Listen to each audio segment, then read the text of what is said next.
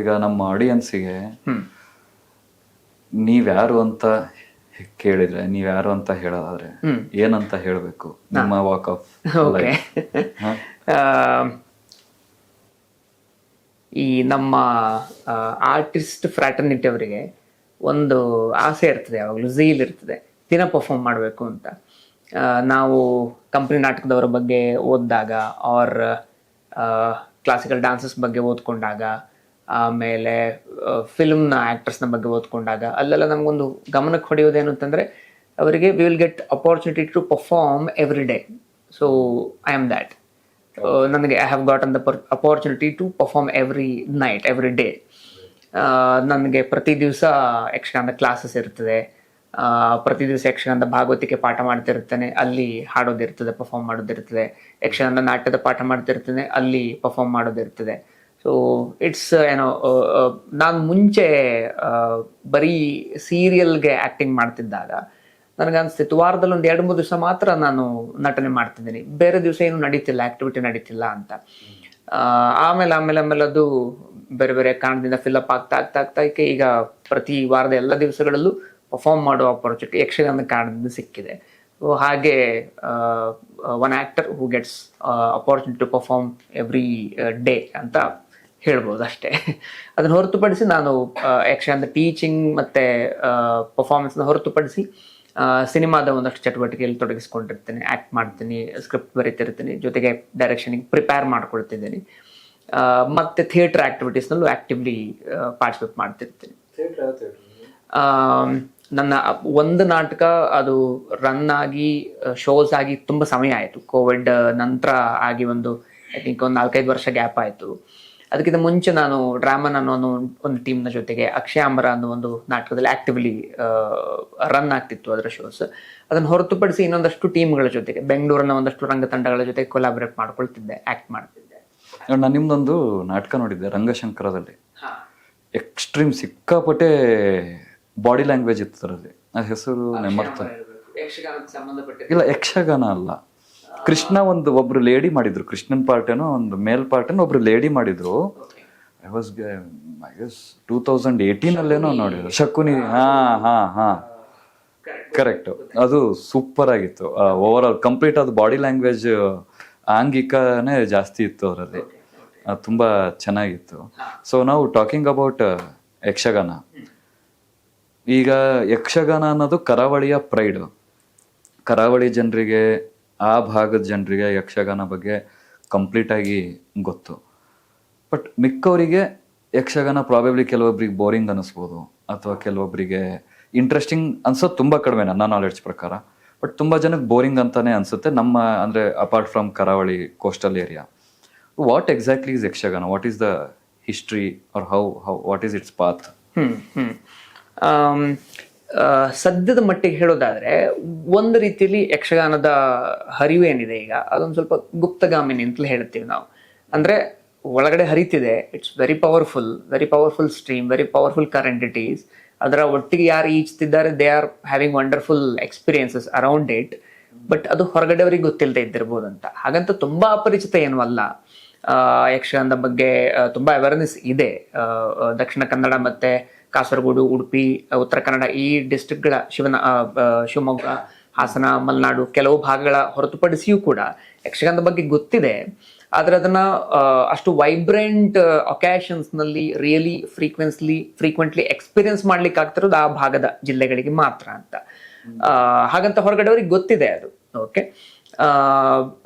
ಮತ್ತೆ ಯಕ್ಷಗಾನ ಎಲ್ಲವೂ ಕೂಡ ನಮ್ಮ ಈಗಿನ ಬಳಕೆ ಯಕ್ಷಗಾನ ಏನಿದೆ ನಾವು ಗುರುತಿಸ್ತಿದ್ದೇವೆ ಏನು ಅಂತ, ಅದು ನಮ್ಮ ಕೋಸ್ಟಲ್ ಬೆಲ್ಟ್ ಮತ್ತು ಮಲೆನಾಡಿನ ಒಂದಷ್ಟು ಭಾಗದಲ್ಲಿ ಈಗ ತುಂಬಾ ಪ್ರಚಲಿತದಲ್ಲಿರುವಂತಹ ಆರ್ಟ್ ಫಾರ್ಮ್. ಅದು ಗೋಲ್ಡನ್ ಏರಾ ಆಫ್ ಯಕ್ಷಗಾನ ಅಂತ ನಾವು ಗುರುತಿಸ್ತೀವಿ. ಓಕೆ. ಆದ್ರೆ 1000 ವರ್ಷಗಳ ಕೆಳಗೆ ನಮ್ಮ ಕರ್ನಾಟಕ ಮಾತ್ರ ಅಲ್ಲ, ಕನ್ನಡ ಮಾತಾಡುವ, ಮಲಯಾಳ ಮಾತಾಡುವ, ತಮಿಳ್ ಮಾತಾಡುವ, ತೆಲುಗು ಮಾತಾಡುವ ಇಷ್ಟು ಪಂಚ ದ್ರಾವಿಡ ರಾಜ್ಯಗಳು ಏನೇನಿದ್ದಾವೆ ಅಷ್ಟು ನಮ್ಮ ದಕ್ಷಿಣ ಭಾರತಕ್ಕೆ ಯಕ್ಷಗಾನದ ಅನ್ನೋದು ಒಂದೇ ಆರ್ಟ್ ಫಾರ್ಮ್ ಆಗಿತ್ತು. It was in the form of ballad or it was in the form of songs. ಪದ್ಯವಾಗಿತ್ತದು. ರಾಜರ ಆಸ್ಥಾನದಲ್ಲಿ ಪದ್ಯದ ಮೂಲಕ ಪ್ರಸ್ತುತಪಡಿಸಲ್ಪಡುವ ಒಂದು ಗಾನ ಪ್ರಕಾರವಾಗಿತ್ತು. ಬ್ಯಾಲಡ್ನ ಹಾಡುವಂಥದ್ದು, ಅದನ್ನ ಬೆದಂಡೆ, ಚತ್ತಾಣ ಅಂತೆಲ್ಲ ಬೇರೆ ಬೇರೆ ವರ್ಡ್ಸ್ ಯೂಸ್ ಮಾಡಿ ಕರಿತಾ ಇದ್ರು. 1000 ವರ್ಷಗಳ ಹಿಂದೆ.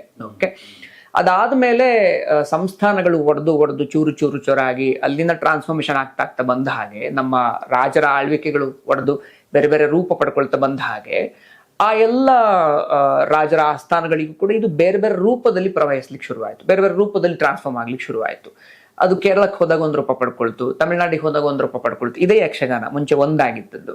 ಆಮೇಲೆ ಕರ್ನಾಟಕದಲ್ಲಿ ಒಂದು ರೂಪ ಪಡ್ಕೊಳ್ತು, ಕರ್ನಾಟಕದಲ್ಲೇ ನಮ್ಮ ಹಳೆ ಮೈಸೂರು ಪ್ರಾಂತ್ಯದಲ್ಲಿ ಒಂದು ರೂಪ ಪಡ್ಕೊಳ್ತು, ಉತ್ತರ ಕರ್ನಾಟಕದ ಭಾಗದಲ್ಲಿ ಒಂದು ರೂಪ ಪಡ್ಕೊಳ್ತು, ನಮ್ಮ ಕೋಸ್ಟಲ್ ಬೆಲ್ಟ್ ಅಲ್ಲಿ ಒಂದು ರೂಪ ಪಡ್ಕೊಳ್ತು. ಹಾಗೆ ಒಂದಾಗಿದ್ದದ್ದು ಹಲವಾಗಿ ಓಡ್ಕೊಳ್ತಾ ಬೇರೆ ಬೇರೆ ರೂಪ ಪಡ್ಕೊಳ್ತಾ, but still it's in the core, it's still Yakshagana ಅಂತ. ಈಗಲೂ ಕೂಡ ತಮಿಳ್ನಾಡಿನಲ್ಲಿ ಒಂದು ಆರ್ಟ್ ಫಾರ್ಮ್ಗೆ ಸಫಿಕ್ಸ್ ಆಗಿ ತೆರುಕುತ್ತು ಯಕ್ಷಗಾನ ಅಂತ ಕರೀತಾರೆ. ಅವರು ಸಮ್ ಸ್ಟ್ರೀಟ್ ಪ್ಲೇಗೆ ಯಕ್ಷಗಾನ ಅಂತ ಕರೀತಾರೆ. ಆಂಧ್ರದಲ್ಲೂ ಕೂಡ ಕೆಲವು ಆರ್ಟ್ ಫಾರ್ಮ್ಗಳು we basically belong to Yakshagana family ಅಂತ ಗುರುತಿಸ್ತಾರೆ. ಸೊ ಯಕ್ಷಗಾನ ಅನ್ನೋದು ಒಂದಾಗಿದ್ದದ್ದು ಆಮೇಲೆ ಹಲವು ರೂಪಗಳಾಗಿ ಒಡ್ಕೊಳ್ಳಿಕ್ಕೆ ಶುರುವಾಯಿತು ಅಂತ. ಈಗ ಪಾಪ್ಯುಲರ್ ಕಲ್ಚರಲ್ಲಿ ಏನಾಗಿದೆ ಅಂತಂದ್ರೆ, ಹೀಗೆ ಬೇರೆ ಬೇರೆ ರೂಪ ಪಡ್ಕೊಳ್ತಾ ಟ್ರಾನ್ಸ್ಫಾರ್ಮ್ ಆಗ್ತಾ ಒಂದು 300 ವರ್ಷದಿಂದ ನಮಗೆ ಈಗ ಏನು ಯಕ್ಷಗಾನ ಅಂತ ಕೋಸ್ಟಲ್ ನಲ್ಲಿ ಕಾಣಿಸ್ಲಿಕ್ಕೆ ಶುರುವಾಯಿತು, ಅದರ ಬೆಳವಣಿಗೆ ಶುರುವಾಯಿತು. ಓಕೆ, ಇದೆಲ್ಲದಕ್ಕೂ ನಮಗೆ ಯಕ್ಷಗಾನದ ಪ್ರಸಂಗ ಸಾಹಿತ್ಯದ ಹಿಸ್ಟೋರಿಯನ್ಸ್ ರಿಸರ್ಚ್ ಮಾಡಿರುವಂತ ರಿಸರ್ಚ್ ಮೆಟೀರಿಯಲ್ಸ್ ಇದೆ.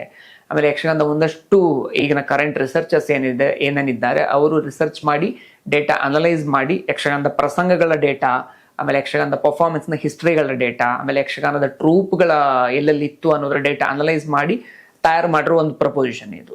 ಇದಕ್ಕೆ ಆಧಾರ ಇದೆ. ಓಕೆ, ಅದ್ರ ಬಗ್ಗೆ ತುಂಬಾ ರಿಸರ್ಚರ್ಸ್ ಬರೆದಿದ್ದಾರೆ. ಓಕೆ, ಸೊ ಹಾಗೆ 1000 ವರ್ಷಗಳಿಂದ ಬೇರೆ ಬೇರೆ ರೂಪ ಪಡ್ಕೊಳ್ತಾ ನಮ್ಮ ಪಂಚದ್ರಾವಿಡ ರಾಜ್ಯಗಳಲ್ಲಿ ಬೇರೆ ಬೇರೆ ರೂಪವನ್ನ ಪಡ್ಕೊಳ್ತಾ ಹೋದಂತ ಆರ್ಟ್ ಫಾರ್ಮ್ ಈಗ ನಮ್ಮ ಕೋಸ್ಟಲ್ ಬೆಲ್ಟ್ ನಲ್ಲಿ ಪಡುವಲಪಾಯ ಅನ್ನುವ ಫ್ಯಾಮಿಲಿಗೆ ಸೇರುವಂತ ಒಂದು ಕುಟುಂಬದಲ್ಲಿ ಇದ್ಕೊಂಡು ಆ ಯಕ್ಷಗಾನ ಅನ್ನುವ ಹೆಸರು ಈಗ ಪ್ರಚಲಿತದಲ್ಲಿದೆ ಅಂತ. ಅಂದ್ರೆ ಈಗ ನಮಗೆ ಯಕ್ಷಗಾನ ಅಂತಂದ್ರೆ ಕರ್ನಾಟಕ ನೋಡ್ತೀವಿ, ಕರ್ನಾಟಕದಲ್ಲಿ ಕೋಸ್ಟಲ್ ಬೆಲ್ಟ್ ನೋಡ್ತೀವಿ, but it was all over the south India once.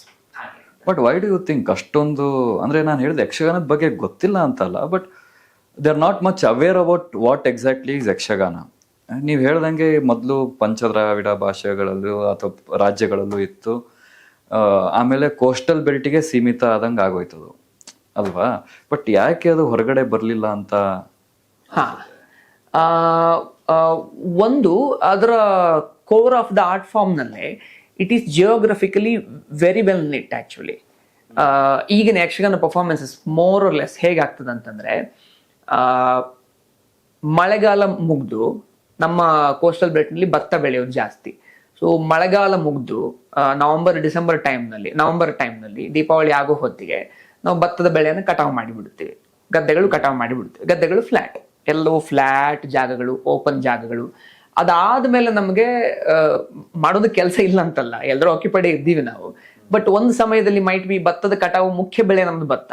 ಅದಾದ್ಮೇಲೆ ನಮಗೆ ಮಾಡ್ಲಿಕ್ಕೆ ಆ ಭತ್ತವನ್ನು ಪ್ರೋಸೆಸ್ ಮಾಡೋದಷ್ಟೇ, ಭತ್ತದ ಪ್ರೋಸೆಸ್ ಮಾಡೋದು. ಆಮೇಲೆ ಸೆಕೆಂಡರಿ ಬೆಳೆ ಏನ್ ಬೆಳೆಯೋದಿರ್ತದೋ ಆದ್ರೆ ಭತ್ತದಷ್ಟು ಟೈಮ್ ತಗೊಳ್ಳೋದಿಲ್ಲ, ಮತ್ತೆ ಜಾಗ ಖಾಲಿ ಇದೆ. ಸೊ ನಮ್ಗೆ ಸಮಯ ಖಾಲಿ ಇರ್ತದೆ. ಅದನ್ನು ಆಕ್ಯುಪೈಡ್ ಆಗಿ ಇಟ್ಕೊಳ್ಳೋದಕ್ಕೆ ನಾವು ಬೇರೆ ಬೇರೆ ಬೇರೆ ಬೇರೆ ಆಕ್ಟಿವಿಟೀಸ್ ಹುಡ್ಕೊಳ್ತಾ ಹೋದ್ವು ಏನು ನಮ್ಮ ಕೋಸ್ಟಲ್ ಬೆಲ್ಟ್ ನ ಪೂರ್ವಜರು. ಸೊ ಹಾಗಾಗಿ ಅಲ್ಲಿ ನಮಗೆ ಯಕ್ಷಗಾನ ವೈಬ್ರೆಂಟ್ಲಿ ಅದನ್ನ ಬಳಕೆ ಮಾಡ್ಕೊಳ್ಳಿಕ್ಕೆ ಶುರು ಮಾಡಿದ್ದಿರ್ಬೋದು. ಯಕ್ಷಗಾನ ಶೋಸ್ ಆರ್ಗನೈಸ್ ಮಾಡೋದು, so that we can keep our self engaged throughout the rainy season. ನವೆಂಬರ್ನಿಂದ ಮತ್ತೆ ವಾಪಸ್ ಮೇ ಹೊತ್ತಿಗೆ ಮಳೆ ಶುರು ಆಗೋವರೆಗೂ ಜಾಗ ಖಾಲಿ ಇದೆ, ಸೊ ಅದನ್ನ ಬಳಸ್ಕೊಳ್ಳಿಕ್ಕೆ ಶುರು ಮಾಡಿದ್ವಿ ಅಂತ ಅನ್ಕೊಳ್ಬಹುದು. ಓಕೆ, ಹಾಗ ಯಕ್ಷಗಾನ ತುಂಬಾ geographically very well knit with the geography. ನಮ್ಮ ಯಕ್ಷಗಾನವನ್ನ ಈಗ ಪೋಷಣೆ ಮಾಡ್ತಿರೋದು ಯಾವುದು? ದೇವಸ್ಥಾನಗಳು. ಎಲ್ಲ ನಮ್ಮ ಪ್ರಾಮಿನೆಂಟ್ ಯಕ್ಷಗಾನ ಟ್ರೂಪ್ಗಳು ಇರುವಂತದ್ದು ದೇವಸ್ಥಾನಗಳಿಗೆ ಅಫಿಲಿಯೇಟೆಡ್. ಸೊ ಯಕ್ಷಗಾನ ಆಡಿಸುವವರು ಯಾರು? ಆ ದೇವಸ್ಥಾನದ ಭಕ್ತರು, ಅವ್ರ ಆ ದೇವಸ್ಥಾನದ ವಿಸಿನಿಟಿಲಿ ಇರುವಂತವ್ರು. ಸೊ ಎಲ್ಲವೂ ಜಿಯೋಗ್ರಫಿಕಲಿ ಕನೆಕ್ಟೆಡ್. ಓಕೆ, ಸೊ ಹಾಗೆ ಬೆಂಗಳೂರಿನ ಯಾವುದೋ ಒಂದು ದೇವಸ್ಥಾನ, ಆ ದೇವಸ್ಥಾನದ ಒಂದು ಭಕ್ತರನ್ನ ಎಂಗೇಜಿಂಗ್ ಆಗಿ ಇಟ್ಕೊಳ್ಳುವುದಕ್ಕೆ ಅಥವಾ ಭಕ್ತರನ್ನ ಒಂದುಗೂಡಿಸ್ಲಿಕ್ಕೆ ಯಕ್ಷಗಾನ ಮೇಳ ಮಾಡ್ತದೆ ಅಂತ ಹೊರಟ್ರೆ ಡೆಫಿನೆಟ್ಲಿ ಯಕ್ಷಗಾನ ಇಲ್ಲಿ ಪ್ರಚಲಿತ ಆಗ್ಲಿ ಶುರು ಆಗ್ತದೆ. ಮೈಸೂರಿನಲ್ಲಿ ಯಾವುದೋ ಒಂದು ದೇವಸ್ಥಾನ ಅದನ್ನು ಮಾಡ್ತದೆ ಅಂತಂದ್ರೆ ಶುರು ಆಗ್ಬಿಡ್ತದೆ. ಮೈಸೂರಿನ ರಾಜರು ಅದನ್ನು ಟ್ರೈ ಮಾಡಿದ್ರು, ರಾಜಾಶ್ರಯ ಕೊಟ್ಟು ಮೇಳವನ್ನು ಕರೆಸ್ಕೊಂಡು ಪರ್ಫಾರ್ಮೆನ್ಸ್ ಪ್ಲಾನ್ ಮಾಡ್ಕೊಂಡ್ರು. ಆದ್ರೆ ನಮ್ಮ ಕೋಸ್ಟಲ್ ಬೆಲ್ಟ್ ನಷ್ಟು ರಾಜಾಶ್ರಯ ಅದಕ್ಕೆ ಅಲ್ಲಿ ಸಿಗ್ಲಿಲ್ಲ. ಹಾಗಾಗಿ ಅಲ್ಲಿ ಹೋಗಿ ಪರ್ಫಾರ್ಮೆನ್ಸ್ ಮಾಡಿ ಸಣ್ಣ ಟ್ರೈನಿಂಗ್ ಕೊಟ್ಟು ಬಂದ್ಬಿಟ್ರು ಅಷ್ಟೇ ಅಂತ. ಓಕೆ, ಸೊ ಹಾಗೆ ಜಿಯೋಗ್ರಫಿಕಲಿ ಕನೆಕ್ಟೆಡ್ ಇರೋದ್ರಿಂದಾಗಿ ನಮ್ಗದು ಹೊರಗಡೆಗೆ ಬರ್ತಿಲ್ಲ ಅಂತ ಅನ್ಸ್ತಿದಿರ್ಬೋದು, but it is meant to be there. ಈಗ ಕಥಕ್ಕಳಿಯನ್ನ ನಾವು ಕೇರಳದ ಜೊತೆಗೆ ಅಟ್ರಿಬ್ಯೂಟ್ ಮಾಡುತ್ತೇವೆ, ಆಮೇಲೆ ಥಾಂಗ್ಟವನ್ನ ಮಣಿಪುರದ ಆರ್ಟ್ ಫಾರ್ಮ್ ಜೊತೆಗೆ ಕನೆಕ್ಟ್ ಮಾಡ್ಕೊಳ್ತೇವೆ, ಯಾಕಂದ್ರೆ ಅದು ಅಲ್ಲಿಂದನೇ ಹುಟ್ಟಿ ಬೆಳೆದಿರೋದು, ಅಲ್ಲಿನ ಮಣ್ಣು, ಅಲ್ಲಿನ ಜನರು, ಅಲ್ಲಿನ ರಿಕ್ವೈರ್ಮೆಂಟ್ಸ್ಗೆ ತಕ್ಕುದಾದಾಗೆ ಬೆಳೆದಿರುವುದು. ಸೊ ಹಾಗಾಗಿ ಅಲ್ಲೇ ಉಳ್ಕೊಳ್ತು ಅಂತ. ಬೇರಾಸ್ ಇನ್ ದ ಫಿಲ್ಮ್, ಈಗ ಫಿಲ್ಮ್ ಒಂದು ಆರ್ಟ್ ಫಾರ್ಮ್ ಅಂತ ತಗೊಂಡ್ರೆ ಅಥವಾ ಥಿಯೇಟರ್ ಒಂದು ಆರ್ಟ್ ಫಾರ್ಮ್ ಅಂತ ತಗೊಂಡ್ರೆ ಅದು all over the world travel ಆಯ್ತು. ಫಿಲ್ಮ್ ಎಲ್ಲೋ ಒಂದು ಕಡೆ ಹುಡ್ತು ಒಂದು ಆರ್ಟ್ ಫಾರ್ಮ್ ಆಗಿ, ಒಂದು ಗ್ಯಾಜೆಟ್ ನಿಂದಾಗಿ, ಬಟ್ ಅದೊಂದು ಆರ್ಟ್ ಫಾರ್ಮ್ ಆಗಿ ಬೆಳೀತಾ ಇಡೀ ಪ್ರಪಂಚವನ್ನೇ ಆವರಿಸ್ಕೊಳ್ತಲ್ಲ. ಇದು ಹಾಗಲ್ಲ, ಇದು geographically connected. It is meant to be born there, it's meant to be to be enjoyed there ಅಂತ. ಹಾಗಂತ ತುಂಬಾ ಯಕ್ಷಗಾನ ಟ್ರೂಪ್ಗಳು ಈಗಲೂ ಕೂಡ non rainy seasonal Yakshagana performance ಅನ್ನು ಮುಗಿಸಿ ರೈನಿ ಸೀಸನ್ ನಲ್ಲಿ, ಮಳೆಗಾಲದ ಸಮಯದಲ್ಲಿ ಅವರು ಟ್ರಾವೆಲ್ ಮಾಡ್ತಾರೆ. ಔಟ್ ಆಫ್ ಇಂಡಿಯಾ ಟ್ರಾವೆಲ್ ಮಾಡ್ತಾರೆ, ಯುರೋಪ್ ಟ್ರಾವೆಲ್ ಮಾಡ್ತಾರೆ, UK ಟ್ರಾವೆಲ್ ಮಾಡ್ತಾರೆ, US ಟ್ರಾವೆಲ್ ಮಾಡ್ತಾರೆ, ಆಲ್ ಓವರ್ ಇಂಡಿಯಾದ ಬೇರೆ ಬೇರೆಯ ಮೆಟ್ರೋ ಸಿಟೀಸ್ ನಲ್ಲಿ ಟ್ರಾವೆಲ್ ಮಾಡ್ತಾರೆ. ಹೈದರಾಬಾದ್ ಅಲ್ಲಿ ಶೋಸ್ ಕೊಡ್ತಾರೆ, ಮೈಸೂರಿನಲ್ಲಿ, ಬಾಂಬೆಲಿ ಶೋಸ್ ಕೊಡ್ತಾರೆ. ಸೊ ಎಲ್ಲೆಲ್ಲಿ ಕರಾವಳಿಗರು ಇದ್ದಾರೆ ಅವರಲ್ಲೆಲ್ಲ ಇನ್ವೈಟ್ ಮಾಡ್ತಾರೆ ನಾನ್ ರೈನಿ ಸೀಸನ್ ನಲ್ಲಿ. Yakshagana is getting propagated also, but ಅದಲ್ಲಿದೆ ಹಾಗೆ ಅಂತ. ಬಟ್ ನೀವು ಹೇಳ್ದಂಗೆ it is along with geography. ಈಗ ನೀವು ಹೇಳ್ತಿರೋದು ಹೆಂಗೆ ಅಂದರೆ ಆ ಜಿಯೋಗ್ರಫಿಗೆ ಅಫಿಲಿಯೇಟ್ ಆಗಿತ್ತು, ಅಂದರೆ ಅಸೋಸಿಯೇಟೆಡ್ ಆಗಿತ್ತು ಡೆಮೋಗ್ರಫಿಗೆ. ಸೊ ಅಲ್ಲಿ ಪಾಪ್ಯುಲರ್ ಆಯಿತು. ಹೊರಗಡೆ ಬರಬೇಕು ಅಂದರೆ ಈಗ ಇಲ್ಲಿ ಯಾರೋ ಒಬ್ಬರು ಕರಾವಳಿಯವರು ಇದ್ದರು, ಅವ್ರು ಆರ್ಗನೈಸ್ ಮಾಡಿದ್ರು ಅಂದರೆ it will reach in a better way ಅಂತ. Same way I have one more point. ಈಗ ಈಗ for example north Karnataka people ಚಿಕ್ಕವರಿದ್ದಾಗಿಂದನೂ ಅವ್ರು ನೋಡ್ಕೊಂಬರೋದೇನು ಪ್ರವಚನಗಳು, ಅಲ್ಲಿ ಜನಪದ ಗೀತೆಗಳು, ಈ ಥರದನ್ನ ನೋಡ್ಕೊಂಬರ್ತಾರೆ. ಸೊ ಅದು ನಮಗೆ ಚೈಲ್ಡ್ಹುಡ್ ಇಂದನೂ ಅಸೋಸಿಯೇಟ್ ಆಗ್ತಾ ಬಂದಿರುತ್ತೆ. ದೊಡ್ಡವರಾದ್ಮೇಲೂ ಆ ಇಂಟ್ರೆಸ್ಟ್ ಅದನ್ನ ಕಾಪಾಡ್ಕೋತೀವಿ if you are really interested. So at the same time when it comes to ಯಕ್ಷಗಾನನೂ ನೀವೆಲ್ಲ ಕರಾವಳಿ ಜಾಗದಲ್ಲಿ ಇದ್ದಂಥವ್ರು ಚೈಲ್ಡ್ಹುಡ್ ಇಂದನೂ ಅದು ಇಂಬೈಬ್ ಮಾಡ್ತಾರ, ಅಥವಾ ನೀವು ನೋಡ್ತಾನೆ ಅದರಲ್ಲಿ ಇಂಟ್ರೆಸ್ಟ್ ಬರೋದಕ್ಕೆ ಸ್ಟಾರ್ಟ್ ಆಗುತ್ತಾ, ಹೇಗೆ? ಓಕೆ ಕೋಸ್ಟಲ್ ರೀಜನ್ ಆ ವಿಷಯದಲ್ಲಿ ಭಯಂಕರ ವೈಬ್ರೆಂಟ್. ನಾನು ಅದರ ವಾಸ್ಟ್ನೆಸ್ ತುಂಬಾ ಇಂಟ್ರೆಸ್ಟಿಂಗ್ ಥಿಂಗ್. ಅದು ಮಕ್ಕಳು ಹೇಗೆ ಎಕ್ಸ್ಪೋಸ್ ಆಗ್ತಾರೆ ಅಂತಂದ್ರೆ, ಈಗ ನವೆಂಬರ್ನಿಂದ ಮೇವರೆಗೆ ಅದು ಯಕ್ಷಗಾನದ ಸೀಸನ್ ಆಫ್ ಪರ್ಫಾರ್ಮೆನ್ಸ್. ನಾನು ಆಗಲೇ ಹೇಳಿದೆ, ನಾನ್ ರೈನಿ ಸೀಸನ್, ಗದ್ದೆ ಖಾಲಿ ಇರ್ತದೆ, ಅವ್ರ ನಮ್ಮ ಜನರಿಗೆ ಕಲ್ಚರಲ್ ಆಕ್ಟಿವಿಟೀಸ್ ತುಂಬಾ ಇರ್ತದೆ, ಆವಾಗ ಒಕೇಶನ್ಸ್ ಇರ್ತವೆ ಅಂತ. ಸೊ ಆ ಸಮಯದಲ್ಲಿ ಈಗ ಈಗ ಈಗ ಮಳೆ ಯಕ್ಷಗಾನ ಇಲ್ಲ, ಯಕ್ಷಗಾನ ಮುಗೀತು. ಇನ್ನು ನವೆಂಬರ್ನಿಂದ ಮೇವರೆಗೆ ನೀವು ಕೋಸ್ಟಲ್ ಬೆಲ್ಟ್ ನಲ್ಲಿ ಕಾಸರಗೋಡಿಂದ ಉತ್ತರ ಕನ್ನಡದವರೆಗೆ ನೀವು ಟ್ರಾವೆಲ್ ಮಾಡಿದ್ರೆ, ಒಂದು ಹೈವೇ ಇದೆ ಅಂತ, ನ್ಯಾಷನಲ್ ಹೈವೇ ಇದೆ, ಕೋಸ್ಟಲ್ ಬೆಲ್ಟ್ ಅಲಾಂಗ್ ಟ್ರಾವೆಲ್ ಮಾಡಿದ್ರೆ ಒಂದು ರಾತ್ರಿಗೆ ನಿಮಗೆ ಕನಿಷ್ಠ 40-50 ಪರ್ಫಾರ್ಮೆನ್ಸ್ ನೋಡ್ಲಿಕ್ಕೆ ಸಿಗ್ತದೆ. 2-3 ಡಿಸ್ಟ್ರಿಕ್ಟ್ ಅಷ್ಟೇ, ಕಾಸರಗೋಡು, ಉಡುಪಿ, ಆಮೇಲೆ ಮಂಗಳೂರು, ಉತ್ತರ ಕನ್ನಡ, 3-4 ಡಿಸ್ಟ್ರಿಕ್ಟ್. ಅದರಲ್ಲೂ ಕೂಡ ಕಾಸರಗೋಡು, ಉತ್ತರ ಕನ್ನಡ ಸ್ವಲ್ಪ ಕಮ್ಮಿ ಇರ್ಬೋದು ಪರ್ಫಾರ್ಮೆನ್ಸ್ ನ ನಂಬರ್ ವೈಸ್. ದಕ್ಷಿಣ ಕನ್ನಡ ಮತ್ತೆ ಉಡುಪಿ, ಅಂದ್ರೆ ಮಂಗಳೂರು ಮತ್ತೆ ಉಡುಪಿ ಡಿಸ್ಟ್ರಿಕ್ಟ್ ಅಂತೂ ಸಿಕ್ಕಾಬಟ್ಟೆ ವಾಸ್ಟ್ ನಂಬರ್ ಆಫ್ ಪರ್ಫಾರ್ಮೆನ್ಸಸ್ ನೋಡ್ತದೆ, ಆರ್ಗನೈಸ್ ಮಾಡ್ತಾರೆ. ಸೊ ಆ ಒಂದು ಸಣ್ಣ ಜಿಯೋಗ್ರಫಿಯಲ್ಲಿ ನಿಮಗೆ 40-50 ಹೆಚ್ಚು ಕಮ್ಮಿ ಪ್ರೊಫೆಷನಲ್ ಟ್ರೂಪ್ಗಳ ಪರ್ಫಾರ್ಮೆನ್ಸ್ ನೋಡ್ಲಿಕ್ಕೆ ಸಿಗ್ತದೆ. ಅದು ಪ್ರತಿ ನೈಟ್ ಸಂಜೆ 6ರಿಂದ 12 ಗಂಟೆವರೆಗೆ. ಮುಂಚೆ ಅದು ರಾತ್ರಿ ಇಡೀ ಆಗ್ತಾ ಇತ್ತು. ಸೊ ಹಾಗಾಗಿ ನಮ್ಗೆ ನೀವು ಕೋಸ್ಟಲ್ ಬೆಲ್ಟ್ ಅಲ್ಲಿ ಯಾರ್ದಾದ್ರು ಮನೆಗೆ ಸ್ಟೇ ಮಾಡ್ಲಿಕ್ಕೆ ಹೋದ್ರೆ ಈ ಯಕ್ಷಗಾನದ ಸೀಸನ್ ನಲ್ಲಿ ನಿಮ್ಗೆ ರಾತ್ರಿ ಮಲಗುವಾಗ ಒಂದು 3-4 ಕಿಲೋಮೀಟರ್ ವಿಸಿನಿಟಲ್ಲಿ ಎಲ್ಲಾದ್ರೂ ಚಂಡೆ ಸೌಂಡ್ ಕೇಳಿಸ್ತಿದೆ. So it's natural instinct to fall into the vicinity of that one. So ಯಾರಿಗಾದ್ರೂ ಚಂಡೆ ಸೌಂಡ್ ತುಂಬಾ, ಅದು ರಣಭೀಕರ, ಅದು ತುಂಬಾ ಅಟ್ರಾಕ್ಟ್ ಮಾಡಿಬಿಡ್ತದೆ. ಅದನ್ನ ನುಡಿಸೋದನ್ನ ನೋಡುವುದೇ ತುಂಬಾ ಅಟ್ರಾಕ್ಟಿವ್. ಅದರಲ್ಲೂ ಅದರ ಶಬ್ದ ರಾತ್ರಿ ಹೊತ್ತು, ರಾತ್ರಿಯ ಸಮುದ್ರಕ್ಕೆ ಹತ್ರ ಇದ್ರೆ ಸಮುದ್ರದ ಅಲೆಗಳ ಜೊತೆಗೆ ನಿಮ್ಗೆ ಚಂಡೆ ಸೌಂಡ್ ಕೇಳಿಸ್ತಿರ್ತದೆ. ಸೊ ಅದನ್ನ ಕೇಳಿಸ್ಕೊಂಡು ಮಲಗ್ತೀರಿ ನೀವು. One or the other day you choose to go, you choose to watch. ನೀವು ಹೋಗ್ತೀರಿ ಪರ್ಫಾರ್ಮೆನ್ಸ್ ನೋಡೋದಕ್ಕೆ. ಪರ್ಫಾರ್ಮೆನ್ಸ್ ನೋಡ್ಲಿಕ್ಕೆ ಹೋದಾಗ it is highly enigmatic. Imagine a paddy field open to the sky. ನಿಮ್ಗೆ ಪ್ಯಾಡಿ ಫೀಲ್ಡ್ ತುದಿ ನೋಡಿದ್ರೆ ಅದು ಆಕಾಶಕ್ಕೆ ಕನೆಕ್ಟೆಡ್ ಇದೆ ಅಂತ ಅನ್ಸ್ಬಿಡ್ತದೆ, ಅಷ್ಟು ವಾಸ್ಟ್ ಪ್ಯಾಡಿ ಫೀಲ್ಡ್, ಭತ್ತದ ಗದ್ದೆ ಅಂತ ಅನ್ಕೊಳ್ಳಿ. ರಾತ್ರಿ ಹೊತ್ತು ಅಲ್ಲೊಂದು ರಂಗಸ್ಥಳ ಹಾಕಿರ್ತಾರೆ, ಅಲ್ಲಿಗೆ ದೀಪ ಹಚ್ಚಿರ್ತಾರೆ. ಆ ದೀಪಗಳಲ್ಲೂ ಕೂಡ ಆಂಬರಿಶ್, ನಮ್ಮ ನ್ಯಾಚುರಲ್ ಟಾರ್ಚ್ ಲೈಟ್ ಏನಿದೆ, ನಮ್ಮ ಕ್ಯಾಂಡಲ್ ಹಚ್ಚಿದ್ರೆ ಏನಿರ್ತದೆ ಎಲ್ಲೋ ವಿಷಯ ಹೇಗಿರ್ತದೆ, ಆ ಥರದ ಲೈಟ್ಗಳು. 1,000 ಜನ ಯಕ್ಷಗಾನ ನೋಡೋದಕ್ಕೆ ಬರುತ್ತಾರೆ. ಆ ಒಂದು 4 ಜಾಗ, ಒಂದು 16x16 ಸ್ಪೇಸ್ನ ಇಟ್ಕೊಂಡು ಒಂದು ರಂಗಸ್ಥಳ ಹಾಕಿರ್ತಾರೆ. 1,000 ಜನ ಕೂತ್ ನೋಡ್ತಿದೀವಿ ನಾವು. ಅದರಲ್ಲಿ ಎಕ್ಸ್ಟ್ರಾ ಹ್ಯೂಮನ್ ಆಗುವಂತ ಕ್ಯಾರೆಕ್ಟರ್ಗಳು ಬರುತ್ತವೆ, ಡಾನ್ಸ್ ಮಾಡುತ್ತವೆ, ಚಂಡೆ ಇದೆ, ಮದ್ದಳೆ ಇದೆ, ಶ್ರುತಿ ಇದೆ, ಭಾಗವತರ ಪದ್ಯ ಹಾಡ್ತಾರೆ. ಅದು ಕೂಡ ಹೈಲಿ ಎನರ್ಜೆಟಿಕ್ ಸಿಂಗಿಂಗ್ ಮಾಡ್ತಾರೆ, ಒಂದು 20-30 ಕ್ಯಾರೆಕ್ಟರ್ಗಳು ಬಂದು ಒಂದು ಕತೆ ಹೇಳ್ತವೆ. ಅದು ಯಾವ ಕತೆಗಳು? ನಮ್ಮ ಡೈಲಿ ಲೈಫ್ನ ಕತೆ ಅಲ್ಲ, ಯಾವುದೋ ಕಾಲದ ಕತೆ ಹೇಳ್ತವೆ. ಆ ಕಾಲದ ಕತೆ ಹೇಳುವಾಗ ನಮ್ಮನ್ನ ಆ ಕಾಲಕ್ಕೆ ಕರ್ಕೊಂಡು ಹೋಗ್ತಾರೆ. ಸೊ ಒಂದು ಯಕ್ಷಗಾನ, ಒಂದು ರಾತ್ರಿ ಯಕ್ಷಗಾನ ಪರ್ಫಾರ್ಮೆನ್ಸ್ ನೋಡಿದ್ರೆ ಡೇ ಲೈಟ್ ಅಲ್ಲಿ ಯಾವುದೋ ವಾಚ್ ಮಾಡೋದು ಬೇರೆ ಎಕ್ಸ್ಪೀರಿಯನ್ಸ್. ರಾತ್ರಿ ಆ ಸೈಲೆನ್ಸ್ ನಲ್ಲಿ, ಆ ಲೈಟ್ ನಲ್ಲಿ, ಆ ವೈಬ್ರೆನ್ಸ್ ಅಲ್ಲಿ ಯಕ್ಷಗಾನ ಪರ್ಫಾರ್ಮೆನ್ಸ್ ನೋಡಿ ಬೆಳಿಗ್ಗೆ ಬಂದಾಗ ಕನಿಷ್ಠ 1 ವಾರದವರೆಗೆ ನಿಮ್ಗೆ ಅದೇ ಗುಂಗು ಓಡ್ತಿರ್ತದೆ. ಸೊ ನಾವು ಚಿಕ್ಕವರಿರೋ ಒಂದು ಯಕ್ಷಗಾನ ನೋಡಿದ್ರೆ ಮಾರ ದಿವಸ ನಮ್ಮ ಯಕ್ಷಗಾನ ಶುರು ಮನೆಯಲ್ಲಿ. ಅದು ಕೊಡಪಾನ, ಅದು ಪಾತ್ರೆ, ಇದು ಪಾತ್ರೆ ಇಟ್ಕೊಂಡು ನಾವು ಚೆಂಡೆ ನುಡಿಸಿ ಇನ್ನೊಬ್ಬರು ವೇಷ ಹಾಕೊಂಡು, ಈಗಲೂ ಯೂಟ್ಯೂಬ್ ಅಲ್ಲಿ ಅನೇಕ ಚಿಕ್ಕ ಚಿಕ್ಕ ಮಕ್ಕಳ ವಿಡಿಯೋಸ್ ಎಲ್ಲ ವೈರಲ್ ಆಗ್ತಿರ್ತದೆ, ಅವ್ರ ಯಕ್ಷಗಾನ ಟ್ರೈ ಮಾಡೋದಲ್ವಾ. ಸೊ ಆ ತರದ ಗುಂಗ್ ಇರ್ತದಲ್ಲ. ಸೊ ಡೆಫಿನೆಟ್ಲಿ ಯಾರಿಗ ಆ ಗುಂಗು ಚೆನ್ನಾಗಿ ಹತ್ತು ಬಿಡ್ತದೆ, they will find some way to learn it or some way to perform it. ಒಂದು ಯಕ್ಷಗಾನ ಪರ್ಫಾರ್ಮೆನ್ಸ್ ನೋಡುವಾಗ we connect with that characters. ನನಗೂ ಹೀಗಾಗ್ಬೇಕು ಅಂತ ಅನಿಸ್ತದೆ. ಅವರೊಂದು ಕಿರೀಟದ ಮೂಮೆಂಟ್ ಅನ್ನು ಹೀಗೆ ಮಾಡ್ತಾರೆ, ಅದ್ ನೆನಪಲ್ಲಿ ಉಳಿದು ನಾನು ಅದನ್ನೇ ಟ್ರೈ ಮಾಡಿ ನನಗೂ ಹಾಗೆ ಮಾಡ್ಬೇಕು ಅಂತ ಕನ್ಸು ಹುಟ್ಬಿಡ್ತದೆ. So it's very natural to fall into the enigma of aroma of that Yakshagana. So ಹಾಗಾಗಿ ಒಂದೊಂದು ಕುಟುಂಬದಲ್ಲಿ ಕನಿಷ್ಠ ಒಂದು ಫ್ಯಾಮಿಲಿಯಲ್ಲಿ ಒಂದು 4-5 ಮನೆಗಳ ಒಂದು ಫ್ಯಾಮಿಲಿ ಅಂತ ಅನ್ಕೊಳ್ಳ, ಕನಿಷ್ಠ ಒಬ್ಬರಾದ್ರೂ ಯಕ್ಷಗಾನ ಕಲ್ತಿರೋರು ಇರ್ತಾರೆ. ಒಂದೊಂದು ಊರಿನಲ್ಲಿ ಕನಿಷ್ಠ 1-2-3 ಆದ್ರೂ, ಅವ್ರ ಕನಿಷ್ಠ 1-2 ಪ್ರೊಫೆಷನಲ್ ಟ್ರೂಪ್ ನಲ್ಲಿ ಇನ್ವಾಲ್ವ್ ಇರುವಂತ ಫೇಮಸ್ ಯಕ್ಷಗಾನ ಆರ್ಟಿಸ್ಟ್ ಇರ್ತಾರೆ. ಮತ್ತೆ ಕನಿಷ್ಠ 3-4 ಊರುಗಳಿಗೆ ಒಂದೊಂದಾದ್ರೂ ಯಕ್ಷಗಾನ ಕಲಿಸುವಂತ ಇನ್ಸ್ಟಿಟ್ಯೂಷನ್ ಇರ್ತದೆ. So it's very vibrant there. So ಹಾಗಾಗಿ ನಮ್ ಚಿಕ್ಕ ಮಕ್ಕಳಾದಾಗ ಏನೋ ಪರ್ಫಾರ್ಮೆನ್ಸ್ ಮಾಡುವಂತ ಝೀಲ್ ಇದೆ ಆ ಮಗುಗೆ ಅಂತಂದ್ರೆ ಯಕ್ಷಗಾನ ತುಂಬಾ ಬೇಗನೆ ಅಟ್ರಾಕ್ಟ್ ಆಗ್ಬಿಡ್ತದೆ ಅಂತ. ಕರೆಕ್ಟ್. ಈಗ ಹಾಗಂತ ತಂದೆ ತಾಯಿ ಮೈಂಡ್ ಸೆಟ್ ಹೇಗಿರುತ್ತೆ ಅಂದ್ರೆ, ಈಗ ಯಾವ್ದಾದ್ರು ಒಂದು ವ್ಯಕ್ತಿ ಅಥವಾ ಒಂದು 18 ಇಯರ್ಸ್ ಆದ್ಮೇಲೆ ನಾನು ಯಕ್ಷಗಾನನ ಪರ್ಸ್ಯೂ ಮಾಡ್ತೀನಿ ಅಥವಾ ಯಕ್ಷಗಾನ ಬಿಟ್ಟಾಕಿ ನಾನು ಲೈಫಲ್ಲಿ ಆರ್ಟಿಸ್ಟ್ ಆಗ್ತೀನಿ ಅಪ್ಪ ಅಮ್ಮ ಅಂದ್ರೆ they will definitely not support. You know that when they have their own reasons, ದುಡಿಮೆ ಮಾಡಬೇಕು, ಓದಬೇಕು, ಅದನ್ನೆಲ್ಲ ಅಂತ. ಬಟ್ ಅಲ್ಲಿ ಯಕ್ಷಗಾನಕ್ಕೆ ತಂದೆ ತಾಯಿಗಳು ಹೇಗೆ ಸಪೋರ್ಟ್ ಮಾಡ್ತಾರೆ? ಈಗ ಮಗ ಒಂದು ಅದರಲ್ಲೇ ನಾನು ಕರಿಯರ್ ಪರ್ಸ್ಯೂ ಮಾಡ್ತೀನಿ ಅನ್ನೋ ಥರ ಆದ್ರೆ, ಸೊ ಅದು ಹೇಗೆ ಪರ್ಸ್ಯೂ ಮಾಡೋದಕ್ಕೆ ಓಪನ್ ಇದೆಯಾ? ಡೆಮೋಗ್ರಫಿಕಲಿ ಯಕ್ಷಗಾನವನ್ನ ಕಲಿಸ್ಲಿಕ್ಕೆ ಕರ್ಕೊಂಡ್ಬರುವಂತ ಪೇರೆಂಟ್ಸ್ ಸಂಖ್ಯೆ ತುಂಬಾನೇ ಇದೆ. ಕಲೀಲಿಕ್ಕೆ ಶುರು ಮಾಡುವಂತ ವಿದ್ಯಾರ್ಥಿಗಳ ಸಂಖ್ಯೆ, ಚಿಕ್ಕ ಏಜ್ನವ್ರು ಇರ್ಬೋದು, ದೊಡ್ಡ ಏಜ್ನವ್ರು ಇರ್ಬೋದು, ಸಂಖ್ಯೆ ತುಂಬಾನೇ ಇದೆ. ಮೇ ಬಿ ಒಂದು 10,000, 20,000, 30,000 ಇರ್ಬೋದು. ನಿಯರ್ ಟು ಲ್ಯಾಕ್ ಜನಸಂಖ್ಯೆ ಇರುವಂತ ಜಾಗಗಳವೆಲ್ಲವೂ ಕೂಡ. ಹೆಚ್ಚು ಕಮ್ಮಿ ಐ ಥಿಂಕ್ ಗೊತ್ತಿಲ್ಲ ನನಗೆ, ಎಕ್ಸಾಕ್ಟ್ ಡೆಮೋಗ್ರಫಿ ಗೊತ್ತಿಲ್ಲ. ನಿಯರ್ ಟು ಲ್ಯಾಕ್ 30-40 ಲ್ಯಾಕ್ಸ್ ಇರ್ಬೋದೇನೋ, I am not sure. Okay, but ಒಂದು 20,000 to 30,000 ಆದ್ರೂ ಕಲಿಯುವ ಉತ್ಸಾಹಗಳು ಡೆಫಿನೆಟ್ಲಿ ಇದ್ದೇ ಇರ್ತದೆ. ಅದರಲ್ಲಿ ಕಲಿತು ಆ ಕಲಿಯುವಿಕೆನ ವರ್ಷಗಟ್ಟಲೆವರೆಗೆ ಪರ್ಸ್ಯೂ ಮಾಡುವವರ ಸಂಖ್ಯೆ ಇನ್ನಷ್ಟು ಫನಲ್ ಆಗುತ್ತೆ. ಅದರಲ್ಲಿ ಇನ್ನೊಂದಷ್ಟು ಫನಲ್ ಆಗಿ ಅದನ್ನ ಸಸ್ಟೈನ್ ಮಾಡ್ಕೊಂಡು ಸ್ಟೇಬಲ್ ಆಗಿ ನಾನು ಜಯಿಸಿಬಿಟ್ಟೆ, ನಾನು ಪರ್ಫಾರ್ಮೆನ್ಸ್ ಮಾಡಿದೆ ಅಂತ ಅನ್ನೋರ ಸಂಖ್ಯೆ ಇನ್ನಷ್ಟು ಕಮ್ಮಿನೇ ಇರ್ತದೆ. ಯಾಕಂದ್ರೆ ಯಕ್ಷಗಾನದ ಕಲಿಕೆ ಎಲ್ಲವೂ ಕೂಡ it's not just 2 months or 3 months learning. Basic ಒಂದು ಪಾಠಗಳು ಮುಗಿಬೇಕು ಅಂದ್ರೆ 2 ವರ್ಷ ಬೇಕಾಗ್ತದೆ ನಮಗೆ. ಒಂದು ಹಂತದ ಪ್ರೊಫಿಷಿಯನ್ಸಿ ಬರಬೇಕು ಅಂದ್ರೆ ಒಂದು 5-6 ವರ್ಷ ಬೇಕು. ಅದರಲ್ಲಿ ಒಂದು ಮಾಸ್ಟರ್ ಆಗಿ ಒಂದು ಫೇಮ್ ಬರಬೇಕು ಅಂತಂದ್ರೆ 10+ years ಬೇಕೇ ಬೇಕು. ಅಷ್ಟು ಶ್ರಮ ಇದ್ದೇ ಇರ್ತದೆ. ಅಷ್ಟೆಲ್ಲ ತಡ್ಕೊಂಡು ಆಗುವವರ ಸಂಖ್ಯೆ ತುಂಬಾನೇ ಕಮ್ಮಿ ಇರ್ತದೆ.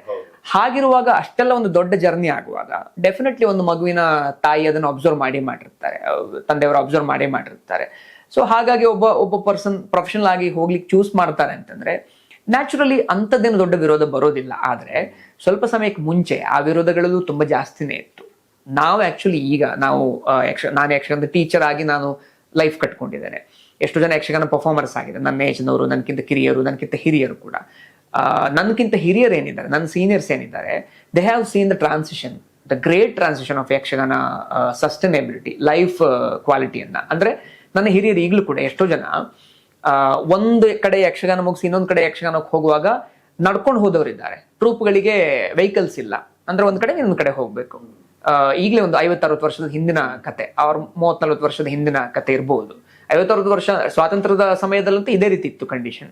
ವೆಹಿಕಲ್ಸು ಇರಲಿಲ್ಲ, ಇದ್ರೂ ಕೂಡ ಅವ್ರು ನಡ್ಕೊಂಡು ಹೋಗ್ಬೇಕಿತ್ತು. ಯಕ್ಷಗಾನ ಕಲಾವಿದರಿಗೆ ಫೆಸಿಲಿಟೀಸ್ ಇರಲಿಲ್ಲ. ಎಲ್ಲೆಲ್ಲೋ ರಾತ್ರಿ ಇಲ್ಲಿ ಯಕ್ಷಗಾನ ಅಂತಂದ್ರೆ ಎಲ್ಲೋ ಒಂದ್ ಕಡೆ ಜಾಗ ಸಿಕ್ಕದಲ್ಲಿ ರೆಸ್ಟ್ ಮಾಡೋದು, ಮತ್ತೆ ಯಕ್ಷಗಾನ ಪರ್ಫಾರ್ಮ್ ಮಾಡೋದು, ನಾಳೆ ಇನ್ನೊಂದ್ ಕಡೆ ಹೋಗೋದು. Purely out of their passion to transcend the art form, they sustain that, they leave that art form.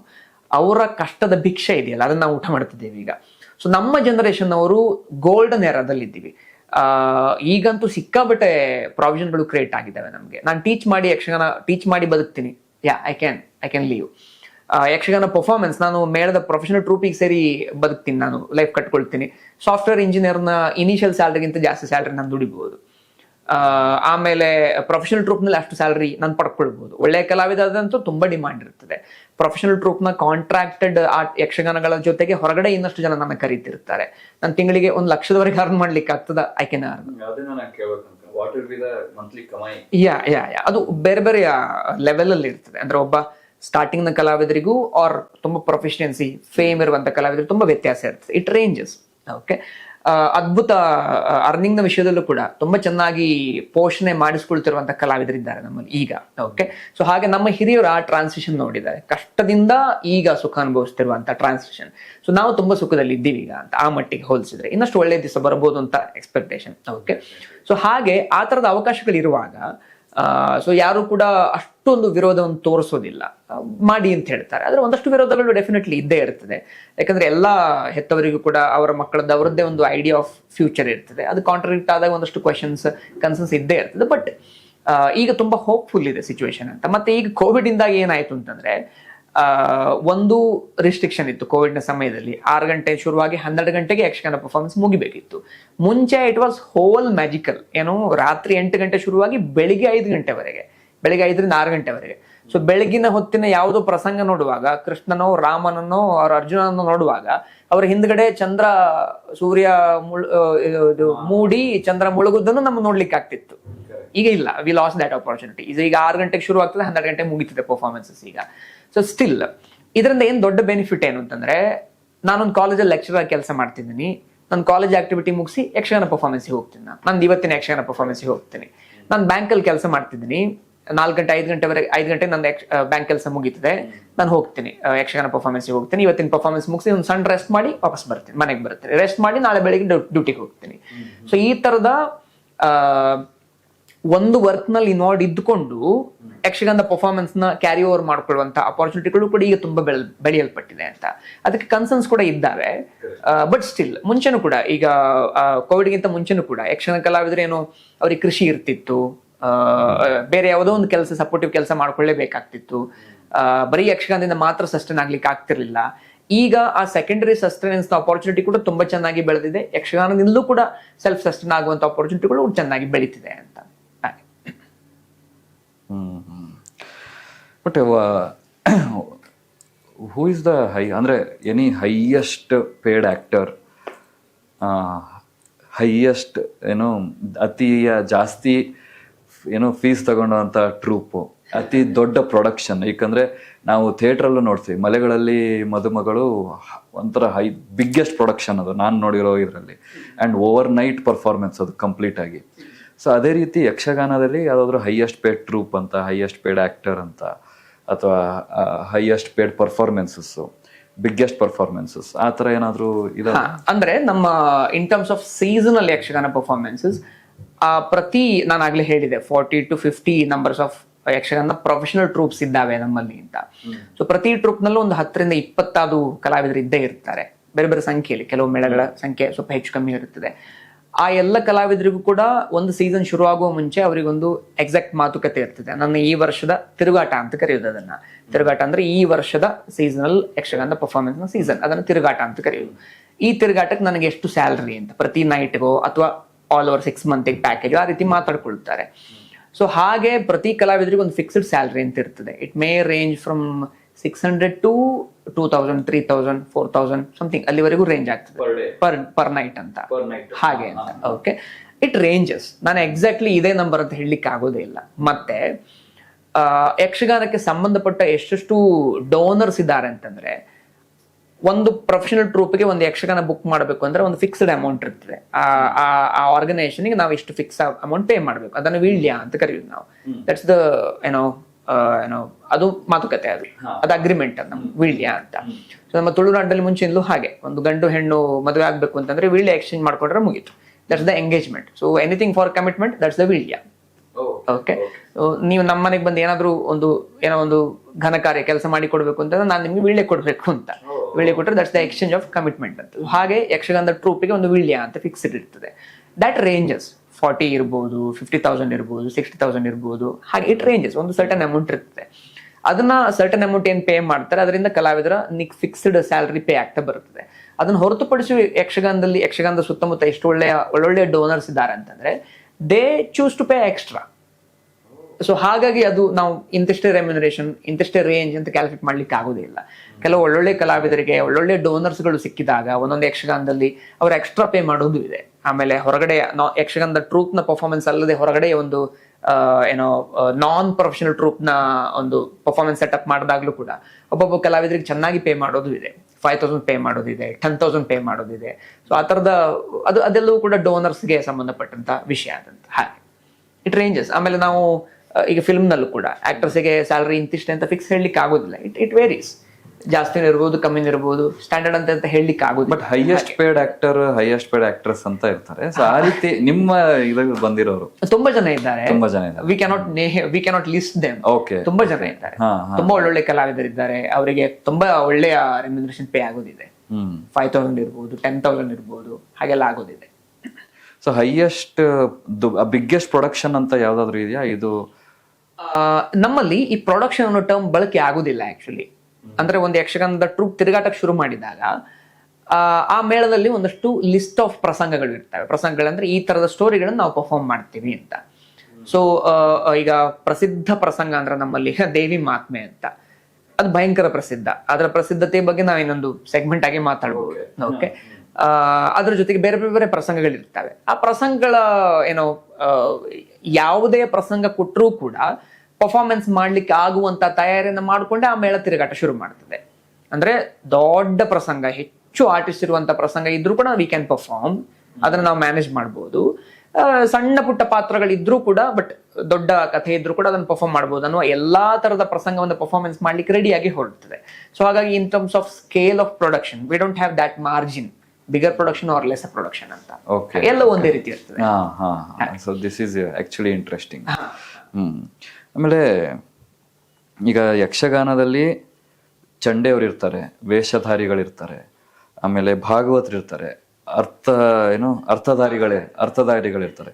So ಈ ರೀತಿ ಎಷ್ಟು ಅದರಲ್ಲಿ ಎಷ್ಟು ಜನಕ್ಕೆ ಅದು ಅನ್ನ ಹಾಕುತ್ತೆ ಅಂದ್ರೆ ಎಷ್ಟು ಜನ ಮಾಡ್ತಾರೆ ಅದರಲ್ಲಿ ಪಾರ್ಟಿಸಿಪೇಟ್?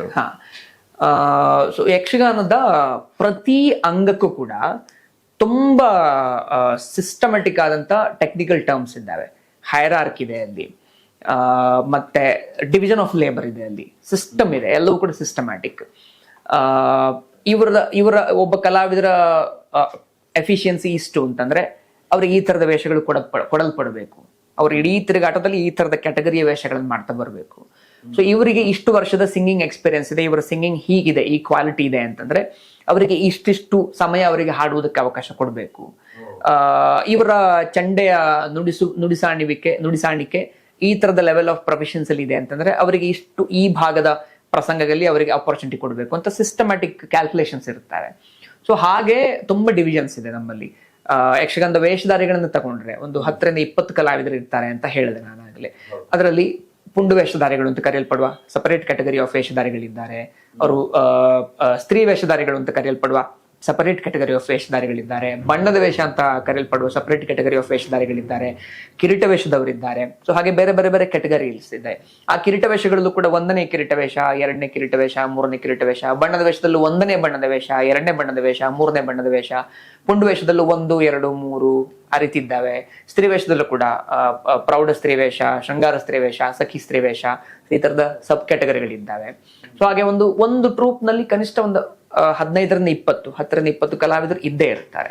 ಕೆಲವು ಟ್ರೂಪ್ಗಳಲ್ಲಿ ಜಾಸ್ತಿ ಕಲಾವಿದರನ್ನ ಹೋಸ್ಟ್ ಮಾಡ್ತಾರೆ. ಓಕೆ, ಅದನ್ನು ಹೊರತುಪಡಿಸಿ ಹಿಮ್ಮೇಳದವರು ಕೂಡ ಈಗ ಭಾಗವತರು ಸಿಂಗರ್ಸ್ ಅಂತ ಅನ್ಕೊಳ್ಳೋಣ, 6 ಗಂಟೆಯ ಪರ್ಫಾರ್ಮೆನ್ಸ್ ಥ್ರೂಔಟ್ 6 ಗಂಟೆಯ ಪರ್ಫಾರ್ಮೆನ್ಸ್ ಅಂತ ಅನ್ಕೊಳ್ಳೋಣ.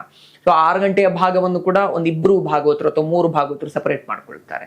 ಅಂದ್ರೆ ಮೊದಲು 1-2 ಗಂಟೆ ಅವರು, ಮೊದಲು 1 ಗಂಟೆ ಒಬ್ರು, ಮತ್ತೊಂದು 2 ಗಂಟೆ ಇನ್ನೊಬ್ರು, ಮತ್ತೊಂದು ಸೀನಿಯರ್ ಮೋಸ್ಟ್ ಭಾಗವತರು ಮ್ಯಾಕ್ಸಿಮಮ್ ಟೈಮ್ ಕೂತ್ಕೊಳ್ಳುವ ಹಾಗೆ, ಹಾಡುವುದಕ್ಕೆ ಕೂತ್ಕೊಳ್ಳುವ ಹಾಗೆ ಡಿವಿಷನ್ ಮಾಡ್ಕೊಳ್ತಾರೆ. ಕನಿಷ್ಠ 2ರಿಂದ 3 ಭಾಗವತರು ಇದ್ದೇ ಇರ್ತಾರೆ. ಆಮೇಲೆ ಚಂಡೆಯವರು ಕೂಡ ಕನಿಷ್ಠ 2 ಅಥವಾ 3 ಚಂಡೆಯವರು ಇದ್ದೇ ಇರ್ತಾರೆ. ಆಮೇಲೆ ಮದ್ದಳೆಗಾರರು ಅಂತ ಕರಿತೇವೆ ನಾವು, ಅವರಲ್ಲೂ ಕೂಡ 2-3 ಇದ್ದೇ ಇರ್ತಾರೆ.